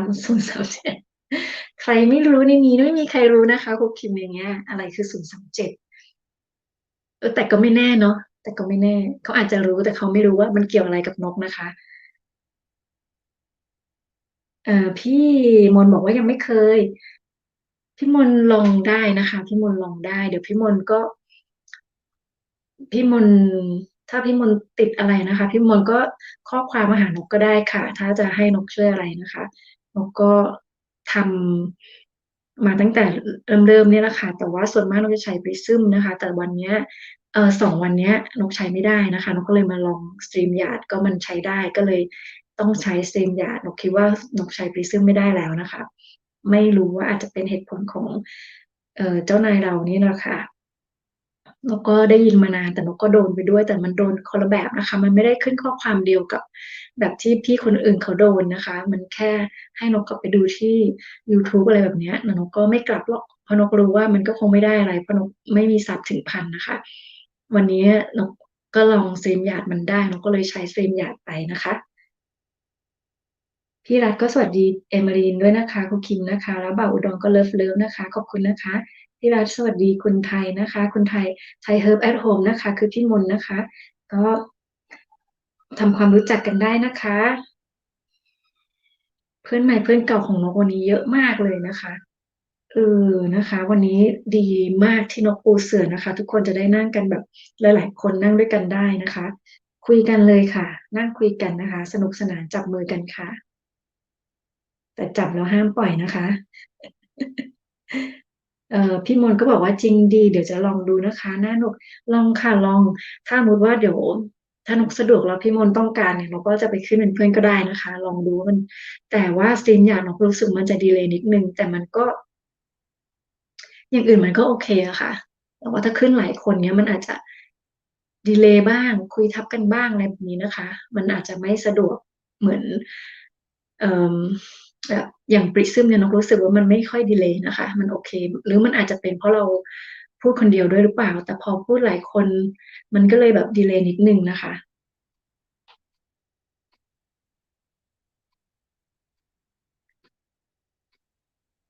คุณพี่รัฐก็บอกเฝ้านะคะได้ค่ะพี่รัฐขอบคุณนะคะแล้วก็ให้หัวใจมาด้วยอีก2 ดวงนะคะแถมยังตัวอะไรนะคะเนี่ยอืมเขาเรียกอะไรกระพริบตานะคะแล้วก็อย่างนี้นะคะนกเรียกไม่ถูกนะคะตัวเหลืองๆน้องทรายสวัสดีค่ะพี่นกสวัสดีจ้าน้องขอบคุณนะคะที่เข้ามาน้องเข้ามาตอนนี้กี่โมงแล้วเนี่ย สวัสดีนะจ๊ะน้องสายของเราก็เช่นเดียวกันนะคะน้องสายก็ชยาภาไดอารี่นะคะจะเป็นคนละชื่อกับอันนี้ใช่ไหมเอ่ยช่อง YouTube ของน้องสายน้องสายก็เป็นหนึ่งในน้องเพื่อนเก่าของน้องอีกเช่นกันนะคะอุ้ยอะไรของวันนี้เนี่ยเพื่อนเก่าเพื่อนใหม่นะคะน้องสายชยาภาชยาภาไดอารี่เอ่อพี่มนต์ก็สวัสดีทุกคนในไลฟ์นี้ด้วยนะคะก็ยินดีนะคะทำความรู้จักกันได้นะคะ เราเป็นเพื่อนกันแล้วนะคะนั่งในเสื่อบ้านนกแล้วนะคะเป็นเพื่อนกันแล้วนะคะไปเจอกันข้างนอกอีกก็เป็นเพื่อนกันอีกนะคะขอบคุณทุกคนมากๆเลยอุ้ยน้องอ่านคอมเมนต์เร็วอ่ะคุณโจก็สู้ๆมานะคะหนุ่มสกลคนสว่างสวัสดีครับพี่สวัสดีค่ะคุณหนุ่มสกลนี่กับเพื่อนใหม่ของนกนะคะดูสิวันนี้มันวันอะไรคะเนี่ยอ่ะท้องฟ้าเริ่มจะครึ้มแล้ววันอะไรคะเพื่อนๆ เพื่อนๆทุกคนที่อยู่ตรงนี้ก็นกก็ยินดีต้อนรับแล้วก็ขอบคุณมากๆนะคะไม่รู้จะพูดอะไรเลยอ่ะเบลอค่ะเบลอเบลอแบบว่ารักแทบอีกแล้วแต่ก็อยากให้ทุกคนในนี้นะคะก็เป็นเพื่อนกันนะคะเข้าไปจับไม้จับมือกันคุยกันดูกันนะคะก็มีอะไรช่วยเหลือกันนะคะเป็นเพื่อนกันแล้วก็อย่าเห็นแก่สั้นอย่าเห็นแก่สั้นนะคะเป็นเพื่อนกันอย่างนานๆนะคะเป็นเพื่อนกันไปนานๆ มันจับง่ายปล่อยง่ายแต่ว่าเราก็พยายามจะจับกันให้มันติดเลยนะคะพี่มนต์บอกว่าอยากถึง1,000 ซับเร็วๆจะต้องหัดไลฟ์สดในนี้แล้วค่ะก็ที่ไลฟ์นี่นะคะที่นกได้ความรู้มาจากเพื่อนๆท่านอื่นเนี่ยก็คือไลฟ์สดคือทำชั่วโมงนะคะพี่มนต์ส่วนซับเนี่ยถ้ายังไม่ถึงพันก็ต้องไลฟ์กับแอปนะคะต้องไลฟ์กับแอปแบบที่นกทำตอนนี้เพราะว่าถ้าจะไลฟ์กับ YouTube โดยตรงก็ต้อง1,000ไปแล้ว แต่เป็นเพราะว่าทุกคนพยายามจะทำชั่วโมงให้มันได้ในขณะที่รอซับด้วยไม่เช่นนั้นแล้วพอพี่ๆหลายๆคนที่เขาได้1,000 ซับไปแล้วแล้วเขาบอกว่าชั่วโมงมันไม่ขึ้นนะคะมันก็ไม่มีประโยชน์อะไรแล้วมันเขาก็เลยต้องเร่งทำชั่วโมงโดยการมาไลฟ์แบบนี้ให้ได้ให้ได้1,000 ซับแบบนี้นะคะเพราะฉะนั้นพี่มนต์ก็สามารถที่จะไลฟ์ได้เลยนะคะโดยที่ใช้แอปขึ้นมาไลฟ์ก็จะได้ชั่วโมงไปเรื่อยๆ ในขณะที่ซับก็จะขึ้นไปเรื่อยๆด้วยพอ1,000 ซับปุ๊บเนี่ยพี่มนต์ก็อาจจะไม่ต้องมาเหนื่อยไลฟ์หลายๆชั่วโมงแบบนี้นะคะ ส่วนซับเนี่ยนกว่ามันก็ไปเรื่อยๆมันก็ไม่มีปัญหามันน่าจะไม่ง่ายไม่ยากเท่ากับการหาชั่วโมงอะเนอะเพราะว่าถ้าเราคลิปมีคลิปปังมันก็จะไม่จำเป็นต้องไลฟ์ใช่ไหมคะถ้ามีคลิปดีๆที่แบบมันไวรัลหรือว่ามีคนดูเป็นพันขึ้นอย่างเงี้ยค่ะมันก็จะได้ชั่วโมงจากการวิวคลิปแต่เมื่อมันไม่ได้จากการวิวคลิปมันก็ต้องมาช่วยทางไลฟ์เนี่ยค่ะเพราะว่าบางคนบอกว่าถ้าไลฟ์แล้วไม่มีคนดูก็ยังได้ชั่วโมง ด้วยแต่ก็อาจจะได้น้อยกว่าการที่มีคนมาดูเราแล้วก็การที่มีคนมาดูเราก็ยังได้น้อยกว่าการที่เพื่อนๆมาดูเราแล้วคลิกไลค์หรือว่าคอมเมนต์หรือว่าอยู่กับเรานานๆนะคะมันก็จะได้เป็นสเต็ปเนาะตาม AI ที่เขาตั้งไว้แหละแต่ทุกทุกอะไรนะคะทุกการ engagement มันก็จะมีผลหมดทุกทุกเมนต์ทุกไลค์ทุกเลิฟอะไรแบบนี้นะคะทุกการที่มีคนมาเฝ้านะคะนกได้ยินมาว่าหลายๆท่านก็บอกว่าถ้าเพื่อนเราอยู่เนี่ยแล้วไม่ได้เม้นต์ไม่ได้คลิกก็ก็จะได้น้อยกว่าการที่เพื่อนเม้นต์เพื่อนคลิกนะคะเลิฟไลค์อะไรพวกนี้แล้วก็สติกเกอร์ก็ได้ยินมาว่านะคะอันนี้ก็คือได้ยินมาหมดนะคะไม่ให้นกไม่มีความรู้ที่แบบชัวร์ๆนะคะ เขาก็บอกว่าสติกเกอร์ก็ไม่ควรจะเยอะเกินไปเพราะว่าบางครั้งเขาก็อาจจะมองว่าเป็นสแปมนะคะ2 ตัวก็พอนะคะไม่เกิน3 ตัวแบบนี้มันก็ต้องลองจริงๆนะคะพี่มนต์เพราะว่าถ้านกไม่ลองเนี่ยนกก็ไม่รู้เลยว่ามันจะทำอย่างนี้อย่างนี้นะคะตอนแรกนกก็ทำสตรีมไม่ได้นะคะพอมารู้ว่าอ๋อมันไม่มีแอปให้ Android นะคะก็เลยไปเซิร์ชดูนะคะไปดู YouTube ของ StreamYard ก็เลยได้ลิงก์มาก็เลยถึงทำได้นะคะขออนุญาตดูเมนต์นะคะ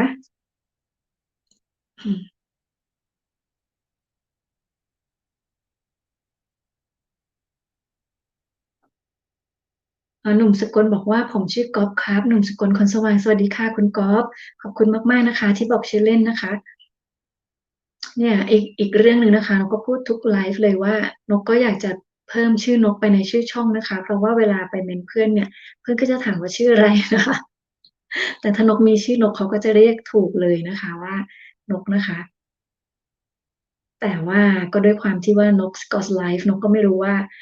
มันยังไม่แบบมันยังไม่แบบ แว็บนะคะมันยังไม่ปิ๊งสัทีเดียวก็เลยยังไม่เปลี่ยนนะคะเผื่อมีชื่อที่ดีกว่าก็จะได้ไม่ต้องเปลี่ยนบ่อยๆนะคะพี่ท่านบอกขอเฝ้าไว้นะคะน้องนุกได้ค่ะได้ค่ะก็นั่งอยู่กันตรงนี้นะคะนั่งพักแป๊บหนึ่งนะคะพอเบื่อเราก็ค่อยขึ้นมาคุยกันก็ได้นะคะนอนไปแป๊บหนึ่ง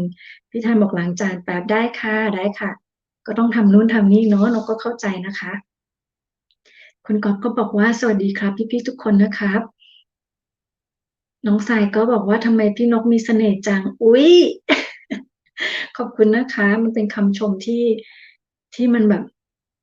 มันมันดีนะคะมันดีมากกว่าการที่ชมว่าสวยหรือว่าน่ารักหรือว่าเสียงเพราะเลยนะคะเนี่ยคำว่ามีเสน่ห์เนี่ยพี่นกชอบนะคะขอบคุณมากๆเลยนะคะขนาดคนที่บางคนนะคะบอกกับนกว่านกอะขี้เหร่แต่มีเสน่ห์ นกก็ยังชอบมากกว่าที่บอกว่านกสวยแต่ว่าไม่มีเสน่ห์นะคะเออพี่มนต์บอกอันไหนถึงก่อนก็แฮปปี้ค่ะใช่ใช่ค่ะพี่มนต์แต่ว่าหลายคนเขาแนะนำมาว่าถ้าทำตอนนี้ไงคะมันก็จะไม่ไปเหนื่อยตอนที่เราได้1,000ใช่ไหมคะเพราะ YouTube ก็จะนับ1 ปีใช่ไหมคะอะไรที่ไอสมมุติ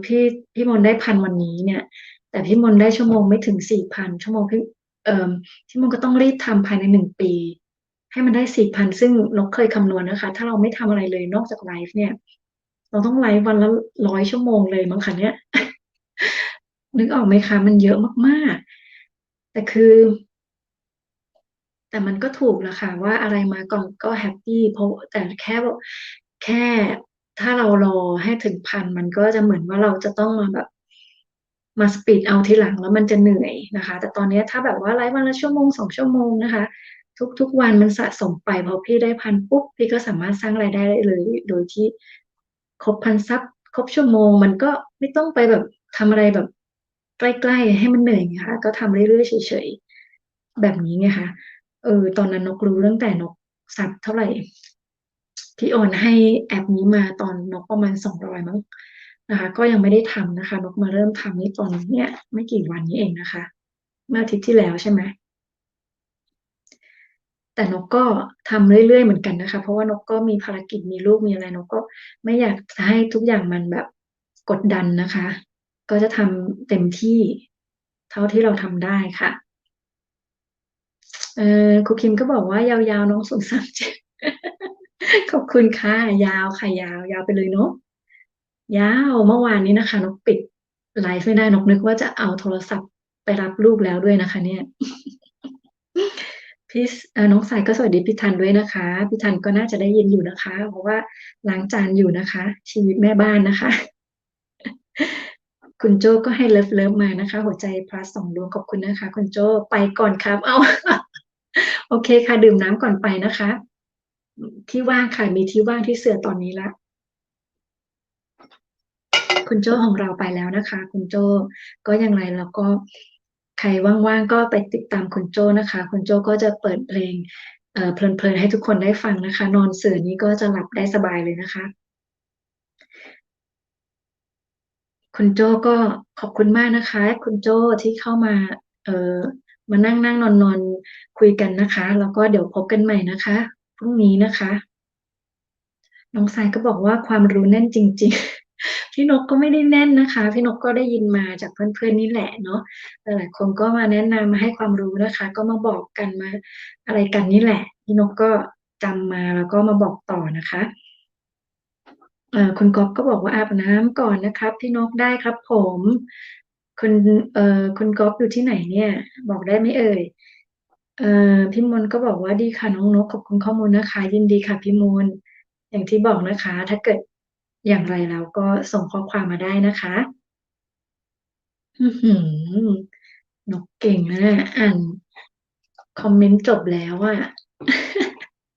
แต่ก็ไม่มีใครตอบคำถามนกเลยนะคะแปลว่าไม่รู้นะคะนกถือว่าไม่รู้แล้วกันนะคะถ้าอย่างนั้นนกก็จะเปลี่ยนคำถามนะคะอยู่เกาหลีครับอ๋อโอเคหนุ่มหนุ่มบ้านหนุ่มของเราแล้วนี้นะคะก็หลายท่านก็อยู่เกาหลีนะคะก็ไม่เป็นไรค่ะน้องขอบคุณน้องก๊อฟนะครับแล้วเดี๋ยวพบกันใหม่นะครับน้องก๊อฟตอนนี้เกาหลีก็ไม่รู้กี่โมงแล้วน่าจะใกล้ๆไทยนะก็ไม่เป็นไรครับขอบคุณนะคะน้องก๊อฟของทุกคนเลยเดี๋ยวว่างๆเจอกันนะครับเอานกขอเปลี่ยนคำถามนะคะถ้างั้น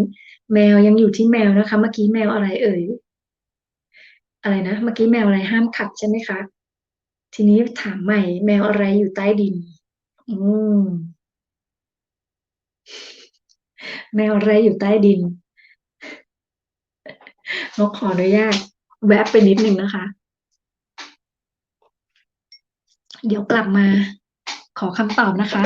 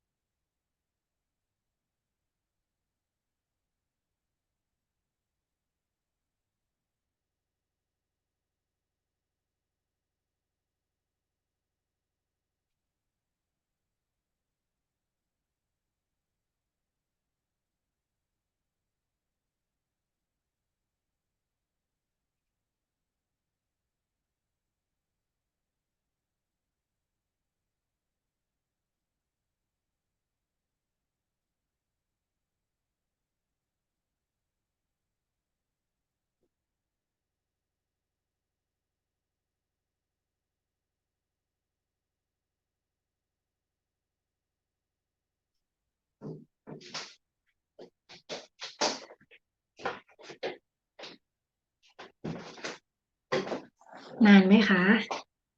ขออภัยนะคะเพราะนกดื่มน้ำด้วยนกก็จะต้องเข้าห้องน้ำแบบนี้ค่ะอาบน้ำก่อนนะคะได้ค่ะพี่มนต์ตอนนี้2 ทุ่มแล้วเนาะ อาบน้ำก่อนนะคะเชิญค่ะพี่มนต์ขอบคุณมากๆนะคะพี่มนต์อย่าลืมนะคะข้อความมาได้นะคะพี่มนต์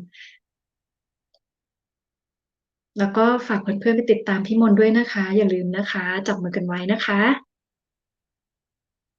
ไม่มีคำตอบกับคำถามมันยากเลยนี่ตอนแรกก็แหมมันต้องเปลี่ยนใหม่แหละบ่าวอุดรก็สวัสดีหนุ่มสกลด้วยนะคะเออหนุ่มสกลจะได้ยินไหมเอ่ยคุณก๊อฟนะคะขอตัวไปอาบน้ำ พี่รัฐบอกเฝ้านะคะขอบคุณมากค่ะพี่รัฐรับทราบค่ะยังอยู่กันเยอะค่ะยังอยู่กันเยอะนั่งนั่งนอนนอนนะคะกินกินคุยคุยดื่มดื่มนะคะพี่วันก็บอกว่ามาอีกแล้วจ้าขอบคุณค่ะบ่าวอุดรบอกเปิดไว้นะคะขอบคุณมากมากค่ะทิศหวยก็บอกว่าอะไรนะคะเนี่ยไอซ์ชาญสวัสดีครับอ๋อบ่าวอุดรนะคะทิศหวยก็สวัสดีไอซ์ชาญบ่าวอุดรด้วยนะคะยุ่งนิดนิดครับทราบค่ะบ่าวอุดรทุกทีที่นกไปนะคะบ่าวก็หันซ้ายหันหน้าหันหลังให้ตลอด บ่าวก็ทำนู่นทำนี่ตลอดเลยอ่ะแวบมาก็คือเห็นแวบมามองแล้วก็ไปแค่นั้นนะคะแต่ว่านกก็เฝ้าอยู่นะคะก็แต่เราไม่ค่อยได้คุยกันนะคะเพราะว่าบ่าวยุ่งตลอดเลยนะคะไม่เหมือนจะยุ่งนิดๆเหมือนยุ่งเยอะเลยล่ะพี่วันก็บอกแมวกันไงจ๊ะพี่วันน่ะไม่เป็นมุกอะไรเนี่ยทำไมพี่วันรู้ทุกอย่างเลยอะคะทิศหวยก็บอกว่าคุณพี่รัฐสวัสดีครับทิศหวยก็เจ้าบ้านขอตัวก่อนนะครับเลิกงานแล้วโอเคค่ะเดินทางปลอดภัยนะคะทิศหวยขอบคุณมากๆนะคะวันนี้ที่แวะมานั่งเล่นกันนะคะพี่วันบอกว่าแมวกันนะจ๊ะแมวกันไงจ๊ะทำไมแมวกันนะคะ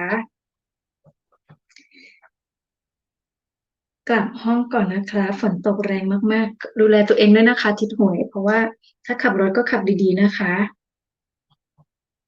ยิ่งฝนตกแรงๆเนี่ยมันอันตราย พี่วิน้องวิสวัสดีค่ะน้องวิสวัสดีค่ะน้องวิก็สวัสดีบ่าวอุดรแล้วก็ทิศหวยด้วยนะคะทิศหวยไปยังนะคะทิศหวยกำลังจะกลับบ้านแล้วนะคะน้องวิมันแก้วจ้าแมวอะไรอยู่ใต้ดินถูกต้องค่ะแมวกันมันแก้วไงอื้อหือวันนี้เรามาแบบคำผวนนะคะคำผวนกวนประสาทแบบนี้นะคะแมวกันนะคะมันแก้วแล้วเมื่อกี้แมวอะไรที่มันห้ามขับอะคะพี่วัน พี่วันก็น่าจะรู้นะนกว่าเมื่อวานไปเล่นตอบคำถามในห้องพี่แมนนะคะพี่แมนก็ถามคำถามมาครูคิมก็ตอบอยู่คนเดียวนะคะวันนี้พี่วันก็ตอบได้อยู่คนเดียวนะคะมีน้องคิตตี้กับคุณโจที่ตอบคำแรกไปนะคะอันนั้นง่ายไปนิดนึงน้องวิกก็สวัสดีคุณวรรณภาด้วยนะคะแล้วก็สวัสดีพี่รัฐด้วยค่ะเล่นมุกเลยน้องนกครูคิมฟังอยู่เหรอคะเนี่ยครูคิม เมื่อวานแบบว่าอะไรอ่ะคิมตอบอยู่คนเดียวอ่ะไม่ให้คนอื่นตอบเลยอ่ะแล้วเวลาขอเวลาคิดนะพี่แมนก็รีบเฉลยนะคะกลัวตอบถูกไม่แฟร์เลยน้องคิตตี้ก็แอบอยู่ในกล่องนะคะยังฟังอยู่นะคะเดี๋ยวพี่นกไปดูให้นะ5 ม้วนนะ5 ม้วนเดี๋ยวแถมให้อีกม้วนหนึ่งพี่นกใจดีนะคะชอบแถมเอ่อพี่วันก็บอกว่าเกรขอตัวไปข้างนอกนะจ๊ะ มาอีกรอบแล้วก็ไปอีกรอบแล้วเหรอคะพี่วันขอบคุณมากนะคะพี่วันแล้วรางวัลของพี่วันจะเป็นอะไรดีเนาะเพราะว่าพี่วันไม่มีคลิปให้ดูน่ะไม่มีหนังให้ดูเออโอเคสู้ๆค่ะขอบคุณนะคะพี่วันขอบคุณอีกครั้งค่ะขอบคุณที่เป็นกำลังใจให้นกมาตลอดเลยนะคะถึงแม้ว่าพี่วันก็จะไม่ได้ทำคลิปด้วยตัวเองนะคะไม่มีช่องที่ทำคลิปนะคะมาเป็นพี่ดันจริงๆเลยนะคะ ครูคิมก็สวัสดีรอบวงด้วยนะคะเอมาริน2คือครูคิมนะคะน้องวิกก็สวัสดีพี่มนไทยเฮิร์บแอทโฮมด้วยค่ะพี่วันก็บอกว่าเคสวัสดีทุกคนขอตัวก่อนเนาะบ๊ายบายสวัสดีค่ะบ๊ายบายค่ะ พี่แมนมาแล้วนะคะสวัสดีครับสกอตสวัสดีค่ะพี่แมนมาทำไมตอนจบแล้วล่ะค่ะนี้ก็ต้องได้ยินว่าน้องนินทาใช่ไหมล่ะครูคิมก็สวัสดีวิด้วยนะคะน้องวิไลนะคะวิไลก็สวัสดีน้องสายด้วยค่ะน้องสายยังอยู่หรือเปล่านะคะอ่าพี่แมนบอกว่าพี่แมนเดินทางอยู่ไม่ได้ยินนะครับโอเคค่ะเดินทางไปไหนคะเนี่ยพี่แมนไม่ได้ยินเนาะจะถามทำไมล่ะ สวัสดีรอบวงครับนะคะจากพี่แมนนะคะแล้วก็น้องวิไลก็สวัสดีคุณโจด้วยคุณโจน่าจะเอ่อคุณโจขอลากลับบ้านไปแล้วนะคะแล้วน้องวิก็สวัสดีน้องคิตตี้ด้วยจ้าตอนนี้เราก็เหลือเพื่อนๆนะคะนั่งอยู่กับพี่นกเนี่ยไม่กี่คนน้องวิก็มานั่งกับพี่นกก่อนนะปูเสื่อไว้แล้วค่ะแล้วน้องวิก็สวัสดีพี่แมนด้วยนะตอนนี้เรามีพื้นที่เหลือเยอะแล้วนะคะ หลายท่านนะคะก็ลากลับบ้านไปแล้วนะคะทั้งเย็นทั้งมืดต้องกินข้าวนะคะเออนะพี่แมนไม่ได้ยินนะคะจะบอกว่านกก็อ่านคอมเมนต์เร็วนะคะพี่แมนบอกว่านกอ่านคอมเมนต์อื่นนะคะโมวแต่พูดอื่นอยู่นะคะอ่านคอมเมนต์ไม่ค่อยทันนะคะมันจริงหรือนะคะวันนี้นกก็เลยพยายามจะอ่านให้มันเร็วนะคะพยายามจะพัฒนาตัวเองนะคะแต่ว่าพี่วันไม่อยู่แล้วเนี่ยใครจะตอบนกล่ะคะว่าแมวอะไรห้ามขับนกว่าครูคิมรู้แน่เลย ห้ามเซิร์ชนะคะขอร้องห้ามเซิร์ชนะคะ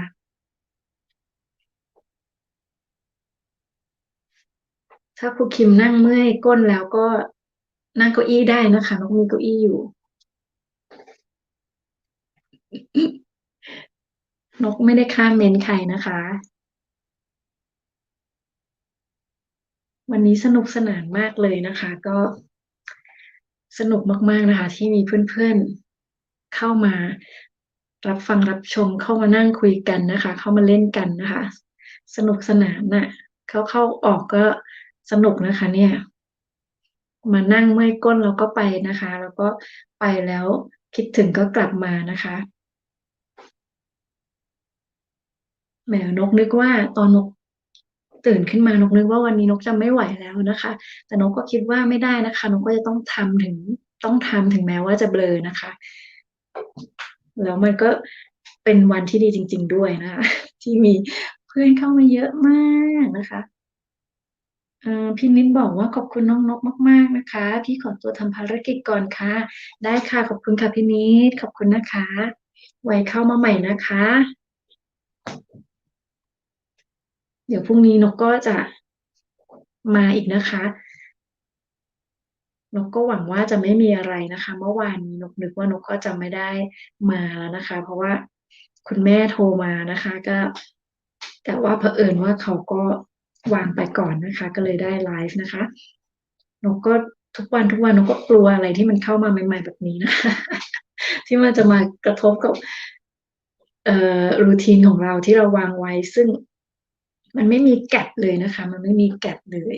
พี่แมนก็ให้หัวใจเลิฟๆมานะคะขอบคุณมากค่ะตอนนี้พี่แมนได้ยินหรือยังเอ่ยถ้าพี่แมนได้ยินก็ต้องช่วยตอบคำถามนิดนึงนะคะว่าแมวอะไรห้ามขับนะคะพี่แมนเป็นแมวหรือเปล่าคะห้ามขับนะคะอ่านเร็วอ่านเร็ว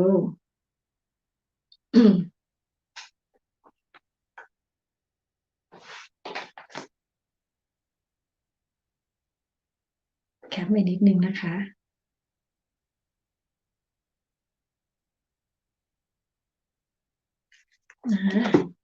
ตอนนี้ยังอยู่กับนก8 ท่านนะคะขอบคุณนะคะที่อยู่กับนกยาวยาวยาวขนาดนี้นะคะตอนนี้ก็ที่สกอตแลนด์ก็บ่าย 2แล้ว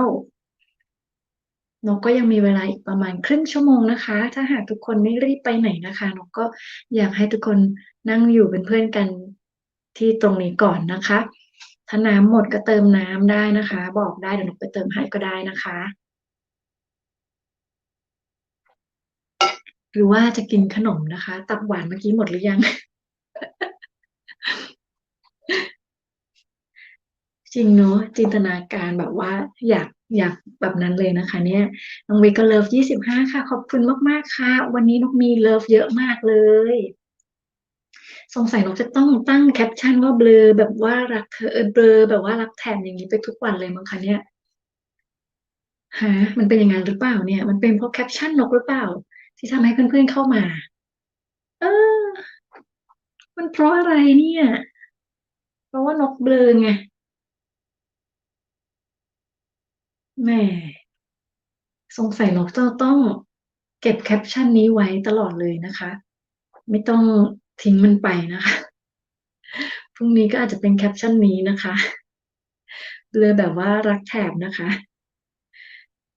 เอ่อไม่ใช่เบอร์ว่ารักแถบแบบว่ารักเธอนี่นะคะ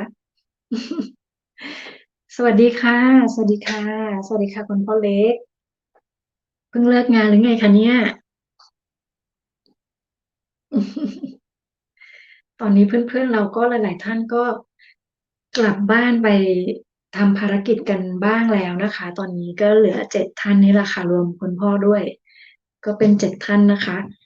ทุกคนก็รู้สึกว่าจะเงียบกันแล้วอาจจะเพลียนะคะจากการที่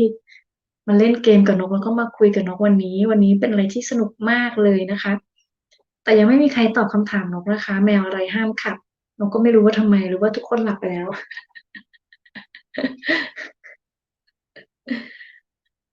ก็ไม่เป็นไรลมเย็นนะคะอากาศเย็นก็หลับได้จริงๆเนี่ยบรรยากาศที่นี่นะคะส่วนมากจะเหมือนตอนแบบก่อนฝนตกที่เมืองไทยอ่ะเวลาที่ก่อนฝนตกมันก็จะครึ้มใช่ไหมคะหลายๆคนจะบอกว่ามันน่านอนมากมันเป็นแบบนั้นเลยนะคะแต่มันเป็นทั้งวันมันไม่ได้เป็นเฉพาะก่อนฝนตกมันเป็นแบบนั้นทั้งวันแล้วบางครั้งนกรู้สึกว่านี่ถ้านกอยู่เมืองไทยนะก็คงจะได้นอนไปแล้วอ่ะ แต่นกอะเป็นคนไม่ชอบนอนนะคะก็เลยมันก็เลยแต่มันแค่ทำให้นกรู้สึกว่าแบบนั้นนะคะหลายคนที่เมืองไทยก็คงจะแบบโอ้ยน่านอนนะบรรยากาศแบบนี้แต่ถ้ามาที่นี่นะคะนอนได้ทั้งวันเลยค่ะแล้วก็ทุกวันด้วยเพราะมันครึ้มทุกวันมันครึ้มทุกวันแล้วมันก็เอ่มืดทุกวันนะคะส่วนมากวันนี้นี่คือเป็นวันที่ดีนะคะแดดออกบ้างนะคะยังไม่ถึงกับออกทั้งวันหรือว่าตลอดแต่ว่าก็เข้าออกนะคะพลุกๆนะคะ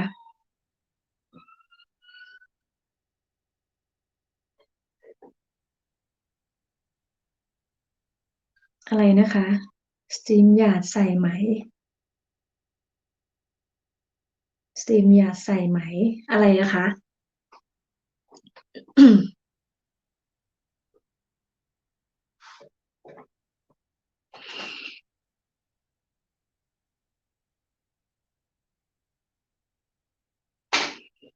คุณพ่อว่าอะไรนะคะ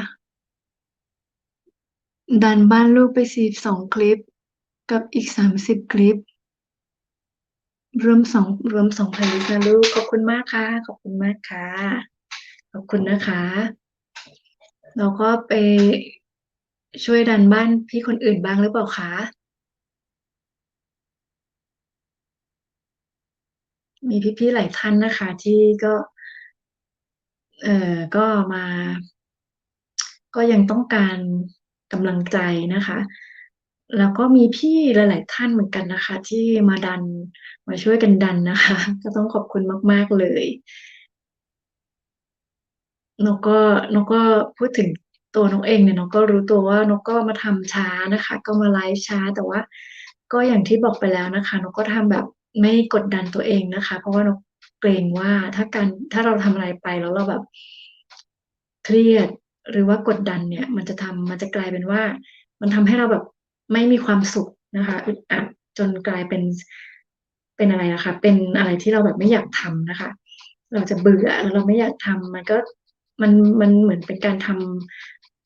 ำโทษหรือทำร้ายตัวเองมากกว่านะคะแทนที่เราจะได้ทำในสิ่งที่เราชอบแบบมีความสุขแต่เราไปไปเคร่งครัดกับมันมากจนทำให้กลายเป็นความทุกข์แล้วมันก็มามีผลกระทบต่อเราเองให้เราได้เลิกทำไปแบบนี้มันก็จะไม่เวิร์ก มันก็จะไม่เวิร์กจริงๆค่ะนกก็เห็นมาบ้างนะคะที่เป็นแบบนี้ก็ไม่อยากให้เป็นแบบนั้นกับทุกๆคนแล้วก็ตัวนกเองนะคะอ้าวตกลงไม่มีใครตอบใช่ไหมว่าแมวอะไรห้ามขับแมวอะไรห้ามขับอืมไม่มีใครรู้จริงๆแมวอะไรห้ามขับเดี๋ยวนะคะ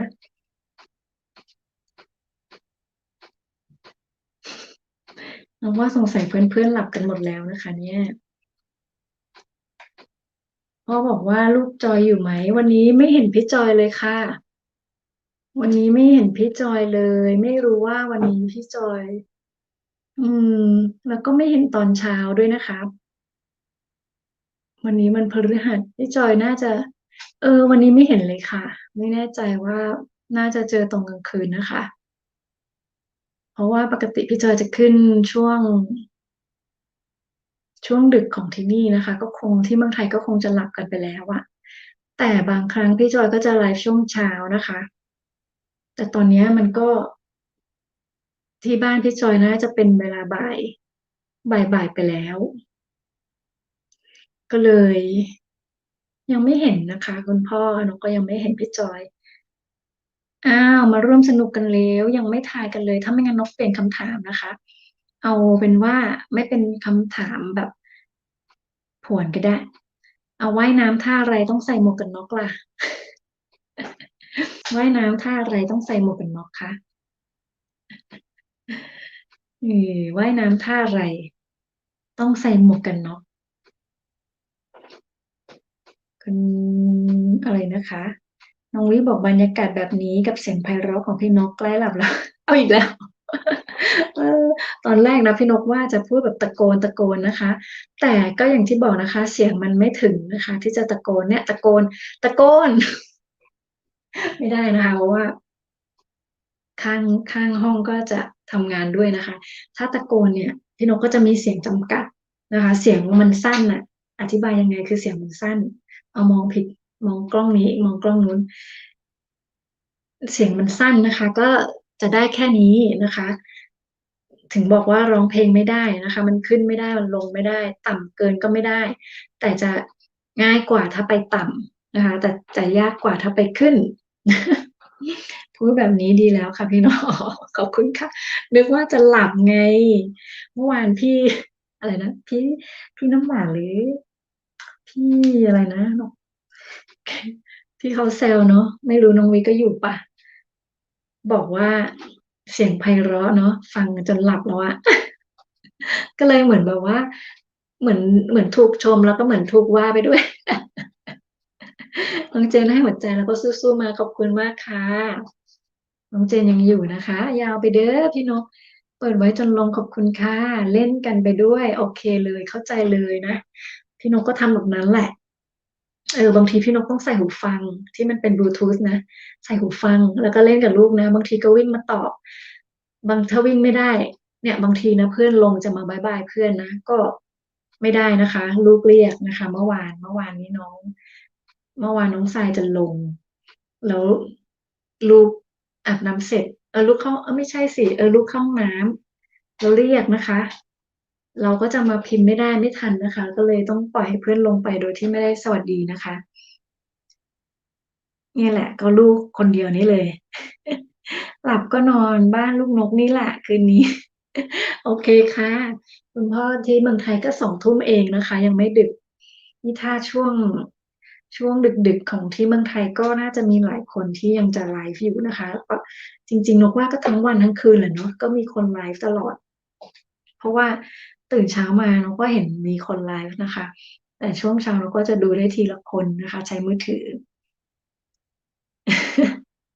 ได้ค่ะคุณพ่อก็ขอบคุณมากมากนะคะที่เข้ามาอยู่เป็นเพื่อนกันนั่งค่ะนั่งค่ะนกปูเสือจะนอนก็ได้ค่ะเพราะว่าปูไว้หลายผืนมากนะคะมีพื้นที่เยอะดื่มน้ำดื่มท่านั่งคุยกันไปเล่นๆนะคะน้องเจนไม่อยากตอบคำถามบ้างหรือเออเอ๊ะที่อังกฤษเปิดเทอมหรือยังเอ่ย จะเปิดวันจันทร์ใช่ไหมคะน้องเจน เราไม่มีใครทายนะ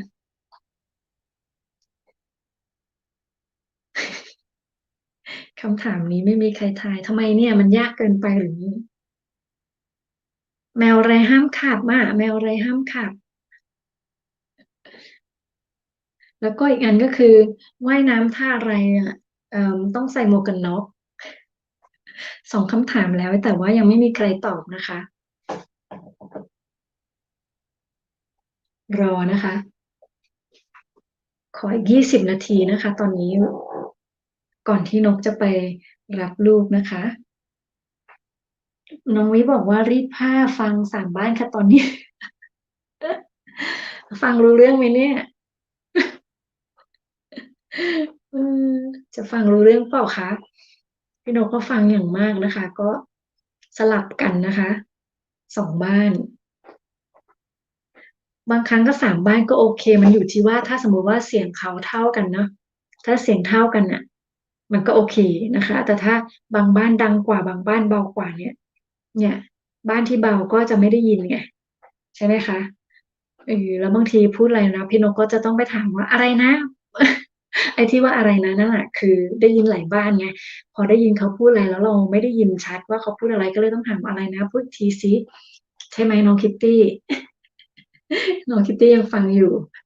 เพราะนั่นน่ะฟังหลายบ้านไงแล้วได้ยินน้องคิตตี้ถามอะไรสักอย่างนะก็เลยถามว่าเมื่อกี้น้องพูดอะไรอืมก็ถึงจะตอบได้นะคะเพราะว่าเสียงตีกัน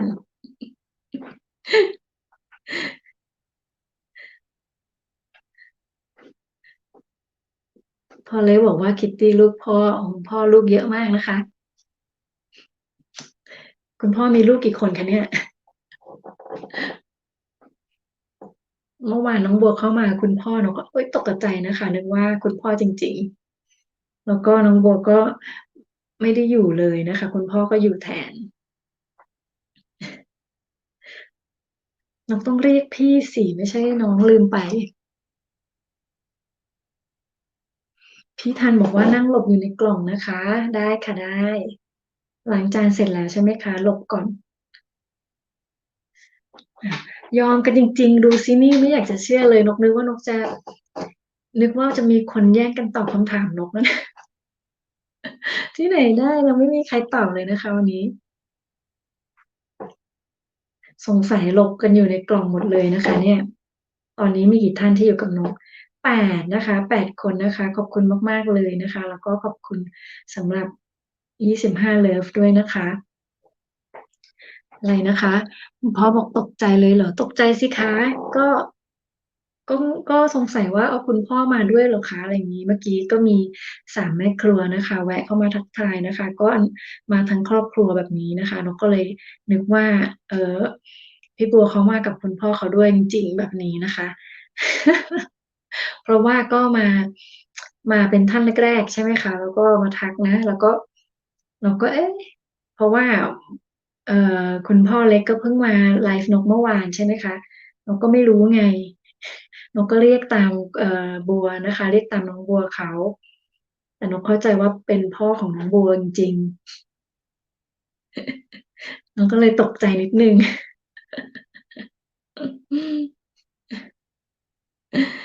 อืมโอ้โหไม่เยอะนะคะก็ไม่เยอะนะคะมันดีเลยนะเนี่ยดีเลยนิดนึงเนาะ คุณพ่อเขาบอกว่าก็ไม่เยอะนะลูกๆเกือบร้อยนะลูกของพ่อนะโหเยอะมากนะคะอืทำไมมีลูกเยอะขนาดนี้ล่ะคะเอออันนี้เป็นลูกผู้ชายกี่คนลูกผู้หญิงกี่คนคะ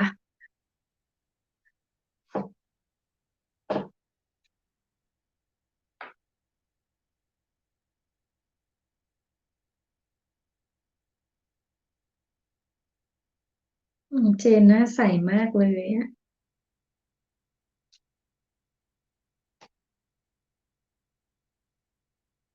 อืม